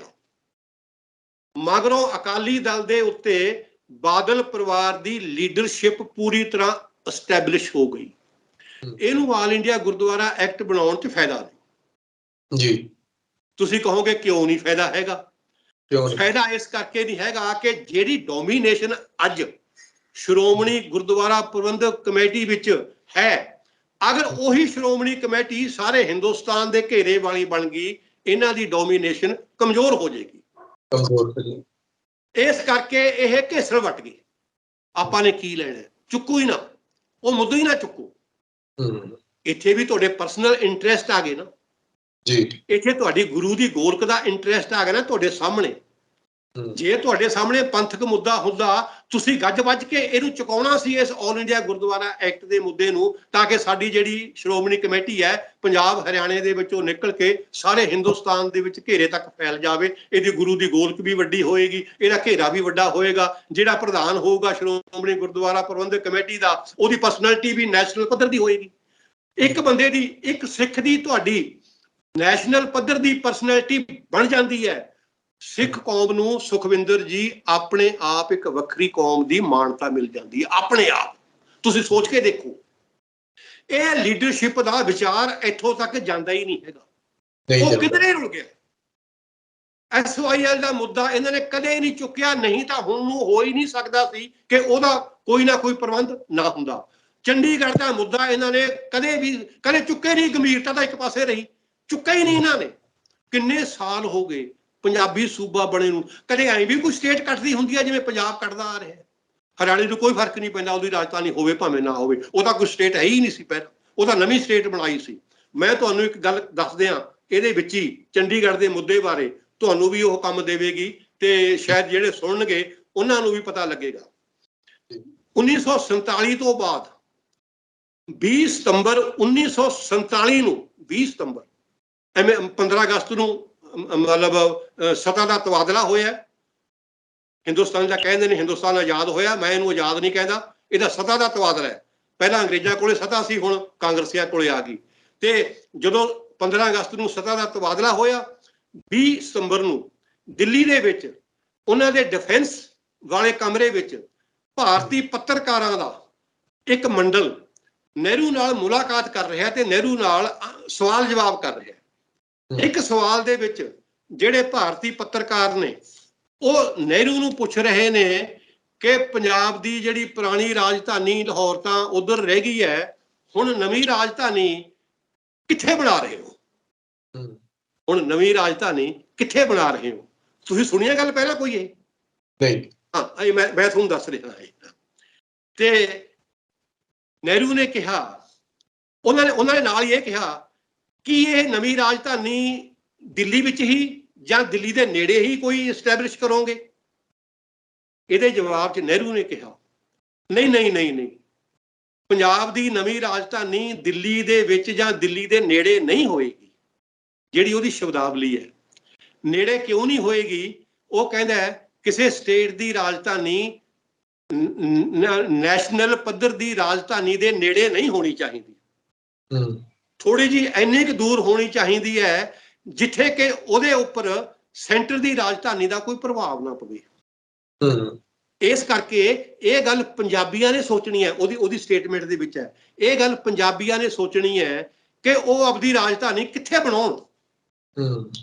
ਮੈਨੂੰ ਤੁਸੀਂ ਪੰਜਾਬੀ ਲੋਕ ਸੋਚ ਕੇ ਜਿਵੇਂ ਦੱਸ ਦਿਓਗੇ, ਮੈਂ ਉਵੇਂ ਜਿਵੇਂ ਹੀ ਤੁਹਾਡੀ ਰਾਜਧਾਨੀ ਬਣਾ ਦਿਆਂਗਾ। ਇਹ ਪੰਡਿਤ ਜਵਾਹਰ ਲਾਲ ਨਹਿਰੂ ਦੀ ਇਹ ਰਿਟਨ ਸਟੇਟਮੈਂਟ ਹੈ, ਜਿਹੜੀ ਪੱਤਰਕਾਰਾਂ ਦੇ ਸਾਹਮਣੇ ਦਿੱਤੀ ਹੋਈ ਹੈ, ਜਿਹੜੀ ਅਖਬਾਰਾਂ 'ਚ ਵੀ ਛਪੀ ਹੋਈ ਹੈ। ਔਰ ਦੁਰਗਾ ਦਾਸ ਨੇ India from Curzon to Nehru, Durga Das ਦੀ ਲਿਖੀ ਹੋਈ ਕਿਤਾਬ ਹੈ India from Curzon to Nehru, ਉਹਦੇ 268 ਪੰਨੇ ਤੇ ਹੈ ਇਹ ਪੰਡਿਤ ਨਹਿਰੂ ਦੀ ਸਟੇਟਮੈਂਟ। ਇਹਦਾ ਮਤਲਬ ਹੈ ਇੰਡੀਆ ਦੇ ਪਹਿਲੇ ਪ੍ਰਧਾਨ ਮੰਤਰੀ ਦੀ ਆਪਣੀ ਕਮਿਟਮੈਂਟ ਹੈ ਕਿ ਪੰਜਾਬ ਦੀ ਨਵੀਂ ਰਾਜਧਾਨੀ ਬਾਰੇ ਪੰਜਾਬੀ ਖੁਦ ਸੋਚਣਗੇ ਤੇ ਜਿੱਥੇ ਕਹਿਣਗੇ ਅਸੀਂ ਉਹਨਾਂ ਦੀ ਰਾਜਧਾਨੀ ਬਣਾ ਦਿਆਂਗੇ। ਤੇ ਉਹਨਾਂ ਦੀ ਰਾਜਧਾਨੀ ਚੰਡੀਗੜ੍ਹ ਬਣਾ ਦਿੱਤੀ ਨਿਰਖ ਪਰਖ ਕਰਕੇ। ਇਹ ਨਵੇਂ ਪੰਜਾਬ ਦੀ ਰਾਜਧਾਨੀ ਸੀ, ਕਿਉਂਕਿ ਨਵੇਂ ਪੰਜਾਬ ਦੀ ਪੁਰਾਣੀ ਰਾਜਧਾਨੀ ਲਾਹੌਰ ਖੁੱਸ ਗਿਆ ਸੀ, ਉਹ ਪਾਕਿਸਤਾਨ 'ਚ ਰਹਿ ਗਈ ਸੀ। ਇਹ ਨਵੇਂ ਪੰਜਾਬ ਵਾਸਤੇ ਬਣਾਈ ਸੀ। ਤੇ ਜਦੋਂ ਨਵਾਂ ਪੰਜਾਬ 1966 ਵਿੱਚ ਵੰਡ ਕੇ ਫਿਰ ਪੰਜਾਬੀ ਸੂਬਾ ਬਣਾਇਆ ਸੀ, ਇਹਦੇ ਵਿੱਚੋਂ ਨਵੀਂ ਸਟੇਟ ਹਰਿਆਣਾ ਕੱਢਦੀ। ਪੰਜਾਬ ਦੇ ਵਿੱਚੋਂ ਜਿਹੜਾ ਪੰਜਾਬ ਸਾਨੂੰ 1947 'ਚ ਮਿਲਿਆ ਸੀ, ਜਦੋਂ ਇਸ ਨੂੰ ਪੰਜਾਬੀ ਬੋਲੀ ਦੇ ਆਧਾਰ ਤੇ ਇਹਨੂੰ ਰੀਆਰਗੇਨਾਈਜ਼ ਕੀਤਾ ਤਾਂ ਇਹਦੇ ਵਿੱਚੋਂ ਨਵੀਂ ਸਟੇਟ ਹਿੰਦੀ ਬੋਲਦੇ ਇਲਾਕਿਆਂ ਦੀ ਹਰਿਆਣਾ ਕੱਢ ਦਿੱਤੀ। ਪੰਜਾਬ ਦੀ ਰਾਜਧਾਨੀ ਉਹੀ ਸੀ ਜੋ ਚੰਡੀਗੜ੍ਹ ਬਣਿਆ ਹੋਇਆ ਸੀ, ਉਦੋਂ ਪੰਜਾਬ ਦੀ ਰਾਜਧਾਨੀ ਵੀ ਖੋਹ ਲਈ। ਮਤਲਬ ਸਾਡਾ ਇੱਕ ਐਡਾ ਵੱਡਾ ਕਾਨੂੰਨੀ ਹੱਕ ਹੈ ਚੰਡੀਗੜ੍ਹ ਦੇ ਉੱਤੇ, ਕਿਉਂਕਿ ਬਣਾਈ ਹੀ ਉਹ ਪੰਜਾਬ ਵਾਸਤੇ ਗਈ ਸੀ। ਫਿਰ ਸਭ ਤੋਂ ਵੱਡੀ ਗੱਲ ਇਹ 1969 ਦੇ ਵਿੱਚ ਤੁਹਾਨੂੰ ਜੇ ਪਤਾ ਹੋਊਗਾ, ਇੰਦਰਾ ਗਾਂਧੀ ਦਾ ਇੱਕ ਸਾਲਸੀ ਫੈਸਲਾ ਆਇਆ ਸੀ। ਇੰਦਰਾ ਗਾਂਧੀ ਨੇ ਫੈਸਲਾ ਕੀਤਾ ਸੀ ਸੰਤ ਫਤਿਹ ਸਿੰਘ ਦੇ ਮਰਨ ਵਰਤ ਤੋਂ ਪਿੱਛੋਂ ਕਿ ਪੰਜਾਬ ਚੰਡੀਗੜ੍ਹ ਨੂੰ ਦਿੱਤਾ ਜਾਂਦਾ ਹੈ, ਪੰਜਾਬ ਚੰਡੀਗੜ੍ਹ ਨੂੰ ਦਿੱਤਾ ਜਾਂਦਾ ਹੈ, ਲੇਕਿਨ ਇਹਦੇ ਬਦਲੇ ਫਾਜ਼ਿਲਕਾ ਤੇ ਅਬੋਹਰ ਹਰਿਆਣੇ ਨੂੰ ਦਿੱਤੇ ਜਾਂਦੇ ਨੇ। ਇਹ ਫੈਸਲਾ ਸੀ। ਇਸ ਫੈਸਲੇ ਮੁਤਾਬਕ ਵੀ ਚੰਡੀਗੜ੍ਹ ਪੰਜਾਬ ਨੂੰ ਹੀ ਮਿਲਿਆ ਸੀ। ਤੀਜੀ ਗੱਲ, ਜਦੋਂ ਸੰਤ ਹਰਚੰਦ ਸਿੰਘ ਲੌਂਗੋਵਾਲ ਤੇ ਰਾਜੀਵ ਗਾਂਧੀ ਦਾ ਸਮਝੌਤਾ ਹੁੰਦਾ ਹੈ 25 ਜੁਲਾਈ 1985 ਨੂੰ, ਉਹਦੇ ਵਿੱਚ ਵੀ ਇਹ ਮੱਦ ਕਲੀਅਰ ਸ਼ਬਦਾਂ 'ਚ ਲਿਖੀ ਹੋਈ ਸੀ ਕਿ 26 ਜਨਵਰੀ 1986 ਤੋਂ ਪਹਿਲਾਂ ਚੰਡੀਗੜ੍ਹ ਪੰਜਾਬ ਨੂੰ ਦਿੱਤਾ ਜਾਵੇਗਾ। ਚੰਡੀਗੜ੍ਹ ਪੰਜਾਬ ਨੂੰ ਦਿੱਤਾ ਜਾਵੇਗਾ। ਨਾਲ ਉਹਦੇ ਇੱਕ ਦੋ ਲੈਣਾ ਇਹ ਪਾਈਆਂ ਹੋਈਆਂ ਸੀਆਂ, ਇਹਦੇ ਇਵਜ਼ ਵਜੋਂ, ਇਵਜ਼ਾਨੇ ਵਜੋਂ ਕੁਝ ਪਿੰਡ, ਗਿਣਤੀ ਨਹੀਂ ਦੱਸੀ ਸੀ, ਕੁਝ ਪਿੰਡ ਹਰਿਆਣੇ ਨੂੰ ਦਿੱਤੇ ਜਾਣਗੇ। ਮੇਰੇ ਕਹਿਣ ਦਾ ਮਤਲਬ ਇਹ ਹੈ ਕਿ ਸਾਡਾ ਚੰਡੀਗੜ੍ਹ ਦਾ ਜਿਹੜਾ ਮੁੱਦਾ ਹੈ, ਇਤਨਾ ਉਹ ਸਾਡੇ ਹੱਕ ਦਾ ਹੈ, ਸਾਡਾ ਇਤਨਾ ਕਾਨੂੰਨੀ ਹੱਕ ਬਣਦਾ ਹੈ ਕਿ ਇਹ ਜੇ ਗੰਭੀਰਤਾ ਨਾਲ ਚੰਡੀਗੜ੍ਹ ਦਾ ਮੁੱਦਾ ਸੈਂਟਰ ਗੌਰਮੈਂਟ ਅੱਗੇ ਰੱਖਦੇ, ਖਾਸ ਕਰਕੇ ਮੋਦੀ ਸਾਹਿਬ ਅੱਗੇ ਰੱਖਦੇ, ਜਿਵੇਂ ਕਿ ਮੋਦੀ ਸਾਹਿਬ ਬਾਰੇ ਸਭ ਨੂੰ ਯਕੀਨ ਹੈ ਕਿ ਜਿਹੜਾ ਫੈਸਲਾ ਮੋਦੀ ਸਾਹਿਬ ਕਰ ਸਕਦੇ ਨੇ, ਹੋਰ ਕੋਈ ਪ੍ਰਧਾਨ ਮੰਤਰੀ ਇੰਨਾ ਦਲੇਰੀ ਨਾਲ ਕੋਈ ਫੈਸਲਾ ਕਰਨ ਵਾਲਾ ਅਜੇ ਤੱਕ ਨਹੀਂ ਆਇਆ। ਇਹ ਮੁੱਦਾ ਹੁਣ ਨੂੰ ਹੱਲ ਹੋ ਜਾਣਾ ਚਾਹੀਦਾ ਸੀ। ਅੱਜ ਵੀ ਮੁੱਦਾ ਹੱਲ ਹੋ ਸਕਦਾ, ਜਿਵੇਂ ਤੁਸੀਂ ਪਹਿਲਾਂ ਕਿਹਾ ਨਾ ਕਿ ਮੋਦੀ ਸਾਹਿਬ ਜਿਸ ਤਰ੍ਹਾਂ ਗੱਲਾਂ ਕਰਦੇ ਨੇ ਸਿੱਖੀ ਦੀਆਂ, ਪਰ ਗੱਲਾਂ ਕਰਨ ਦੇ ਬਾਵਜੂਦ ਵੀ ਮੁੱਦੇ ਉੱਥੇ ਹੀ ਖੜੇ ਨੇ। ਭਾਈ ਸੁਖਵਿੰਦਰ, ਮੁੱਦੇ ਤਾਂ ਉੱਥੇ ਖੜੇ ਹੀ ਖੜੇ ਰਹਿਣਗੇ ਜਦੋਂ ਉਹਨਾਂ ਮੁੱਦਿਆਂ ਨੂੰ ਚੱਕਦਾ ਕੋਈ ਨਹੀਂ। ਚੱਕਦਾ ਕੋਈ ਨਹੀਂ, ਸਹੀ ਗੱਲ। ਕਿ ਮੋਦੀ ਇਹ ਕਹੇ ਕਿ ਮੇਰੇ ਕੋਲ ਲੈ ਕੇ ਆਓ ਚੰਡੀਗੜ੍ਹ ਦਾ ਮੁੱਦਾ, ਇਹ ਕਹੇ ਉਹਨੂੰ ਕੀ ਲੋੜ ਹੈ ਕਹਿਣ ਦੀ? ਇਹ ਤਾਂ ਲੋਕ ਸੁੱਤੇ ਪਏ ਨੇ ਆਪਣੇ ਘਰਾਂ ਦੇ ਵਿੱਚ, ਕਹਿੰਦੇ ਨੇ ਆਪਾਂ ਨੇ ਕੀ ਲੈਣਾ, ਆਪੇ ਕਿਸੇ ਨੇ ਦੇਤਾ ਨਹੀਂ, ਆਪਾਂ ਨੇ ਕੀ ਲੈਣਾ। ਕਦੇ ਇੱਕ ਵਾਰ ਵੀ ਅਕਾਲੀ ਦਲ ਦੀ ਲੀਡਰਸ਼ਿਪ ਨੇ, ਅਕਾਲੀ ਦਲ ਦੇ ਨੁਮਾਇੰਦੇ ਨੇ ਸੈਂਟਰ ਦੇ ਵਿੱਚ ਇੱਕ ਵਾਰ ਵੀ ਚੰਡੀਗੜ੍ਹ ਦਾ ਮੁੱਦਾ ਕੇਂਦਰੀ ਸਰਕਾਰ ਦੇ ਸਾਹਮਣੇ ਨਹੀਂ ਰੱਖਿਆ। ਜੇ ਰੱਖਿਆ ਤਾਂ ਪੁੱਛੋ ਉਹਨਾਂ ਨੂੰ ਕਦੋਂ ਰੱਖਿਆ। ਜੀ ਪ੍ਰੋਫੈਸਰ, ਮੇਰਾ ਆਖਰੀ ਸਵਾਲ, ਆਪਣੇ ਕੋਲੇ ਸਮਾਂ ਸੀਮਤ ਹੈ, ਤੁਸੀਂ ਬਸ ਸ਼ਬਦਾਂ ਦੇ ਵਿੱਚ ਕਿ ਹੁਣ ਜਿਹੜੇ ਆਸ ਉਮੀਦ ਲਾਈ ਬੈਠੇ ਨੇ, ਜਿਹੜੇ ਜਿਵੇਂ ਕਹਿ ਲਓ ਕਿ ਟਕਸਾਲੀ ਅਕਾਲੀ ਸੀ, ਅੱਜ ਵੀ ਹੈਗੇ ਨੇ ਬਹੁਤੇ ਪਰਿਵਾਰ ਜਿਹੜੇ ਕਹਿੰਦੇ ਕਿ ਸਾਡੀ ਵੋਟ ਤਾਂ ਪੰਥ ਨੂੰ ਜਾਣੀ ਹੈ, ਸਾਡੀ ਵੋਟ ਤਕੜੀ ਨੂੰ ਜਾਣੀ ਹੈ। ਉਹ ਅੱਜ ਵੀ ਉਮੀਦ ਕਰਦੇ ਨੇ ਕਿ ਅਕਾਲੀ ਦਲ ਕਿਤੇ ਨਾ ਕਿਤੇ ਆ ਕੇ ਸਟੈਂਡ ਕਰੇ, ਪਰ ਇਹਦਾ ਹੱਲ ਕੀ ਹੈ? ਉਹਨਾਂ ਦੇ ਜ਼ਰੀਏ ਤੇ ਸਿਆਸਤ ਦੇ ਜਿਹੜੇ ਪੰਥਕ ਸਿਆਸਤਦਾਨ ਨੇ ਉਹਨਾਂ ਦੇ ਜ਼ਰੀਏ ਹੱਲ ਕੀ ਹੈ, ਤਾਂ ਕਿ ਲੋਕ ਉਸ ਬਾਰੇ ਹੁਣ ਅੱਗੇ ਸੋਚਣ, ਭਵਿੱਖ ਦੇ ਵਿੱਚ ਮਦਦ ਮਿਲੇ। ਸੁਖਵਿੰਦਰ ਜੀ, ਜਿੰਨੀ ਐਂਟੀ ਅਕਾਲੀ ਵੋਟ ਅੱਜ ਹੈ ਉਹਦੀ ਬਹੁਤ ਵੱਡੀ ਤਾਦਾਦ ਹੈ। ਐਂਟੀ ਅਕਾਲੀ ਵੋਟ ਦੀ ਬਹੁਤ ਵੱਡੀ ਤਾਦਾਦ ਹੈ। ਲੇਕਿਨ ਟ੍ਰੈਜਡੀ ਇਹ ਹੈ ਕਿ ਇਸ ਵੋਟ ਨੂੰ ਕੋਈ ਅਜੇ ਧੜੱਲੇਦਾਰ ਲੀਡਰਸ਼ਿਪ ਨਹੀਂ ਮਿਲੀ। ਇਹ ਜਿਹੜਾ ਗਰੁੱਪ ਹੈ, ਇਹ ਗਰੁੱਪ ਨਹੀਂ, ਇਹ ਜਿਹੜਾ ਇੱਕ ਐਂਟੀ ਅਕਾਲੀ ਹੋਇਆ ਨਾ, ਸਿੱਖਾਂ ਦੇ ਵਿੱਚ ਰੋਸ ਫੈਲਿਆ ਹੋਇਆ, ਇਹਦਾ ਲੀਡਰ ਨਹੀਂ ਅਜੇ ਤੱਕ ਕੋਈ ਪੈਦਾ ਹੋਇਆ। ਆਮ ਆਦਮੀ ਪਾਰਟੀ ਦੀ ਹਰਮਨ ਪਿਆਰਤਾ ਕਰਕੇ ਵੋਟ ਨਹੀਂ ਮਿਲੀ ਸਿੱਖਾਂ ਦੀ। ਇਹ ਆਮ ਜਿਹੜੇ ਐਨਾਲਿਸਿਸ ਕਰਦੇ ਨੇ ਉਹਨਾਂ ਨੂੰ ਵੀ ਪਤਾ ਹੈ, ਆਮ ਆਦਮੀ ਪਾਰਟੀ ਦੀ ਲੀਡਰਸ਼ਿਪ ਨੂੰ ਵੀ ਪਤਾ ਹੈ, ਸਿੱਖਾਂ ਦੀ ਵੋਟ ਸਭ ਤੋਂ ਵੱਧ ਪਈ ਹੈ ਆਮ ਆਦਮੀ ਪਾਰਟੀ ਨੂੰ।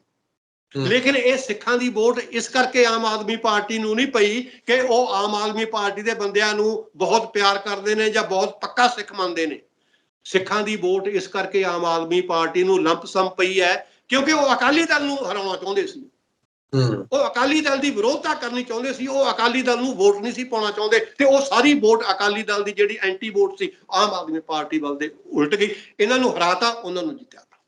ਜਿੱਦੇ ਇਹਨਾਂ ਨੂੰ ਲੀਡਰਸ਼ਿਪ ਮਿਲ ਗਈ, ਆਪਾਂ ਨੇ ਪਹਿਲੀ ਇੰਟਰਵਿਊ ਵਿੱਚ ਵੀ ਇਹ ਕਿਹਾ ਸੀ ਅਖੀਰ ਤੇ ਕਿ ਲੀਡਰਸ਼ਿਪ ਉੱਭਰੇਗੀ, ਆਏਗੀ ਲੀਡਰਸ਼ਿਪ, ਉਮੀਦ ਰੱਖੋ, ਵਾਹਿਗੁਰੂ ਤੇ ਭਰੋਸਾ ਰੱਖੋ, ਇੱਕ ਲੀਡਰ ਪੈਦਾ ਹੋਵੇਗਾ ਪੈਦਾ। ਇਹ ਜਿਸ ਤਰ੍ਹਾਂ ਇੱਕ ਜਨਮ ਵੇਲੇ ਪੀੜਾਂ ਉੱਠਦੀਆਂ ਹੁੰਦੀਆਂ ਨੇ ਨਾ, ਪੀੜਾਂ ਪੇਟ, ਮਾਂ ਦੇ ਪੇਟ ਦੇ ਵਿੱਚ, ਉਹ ਲੀਡਰਸ਼ਿਪ ਜਨਮ ਲੈ ਰਹੀ ਹੈ।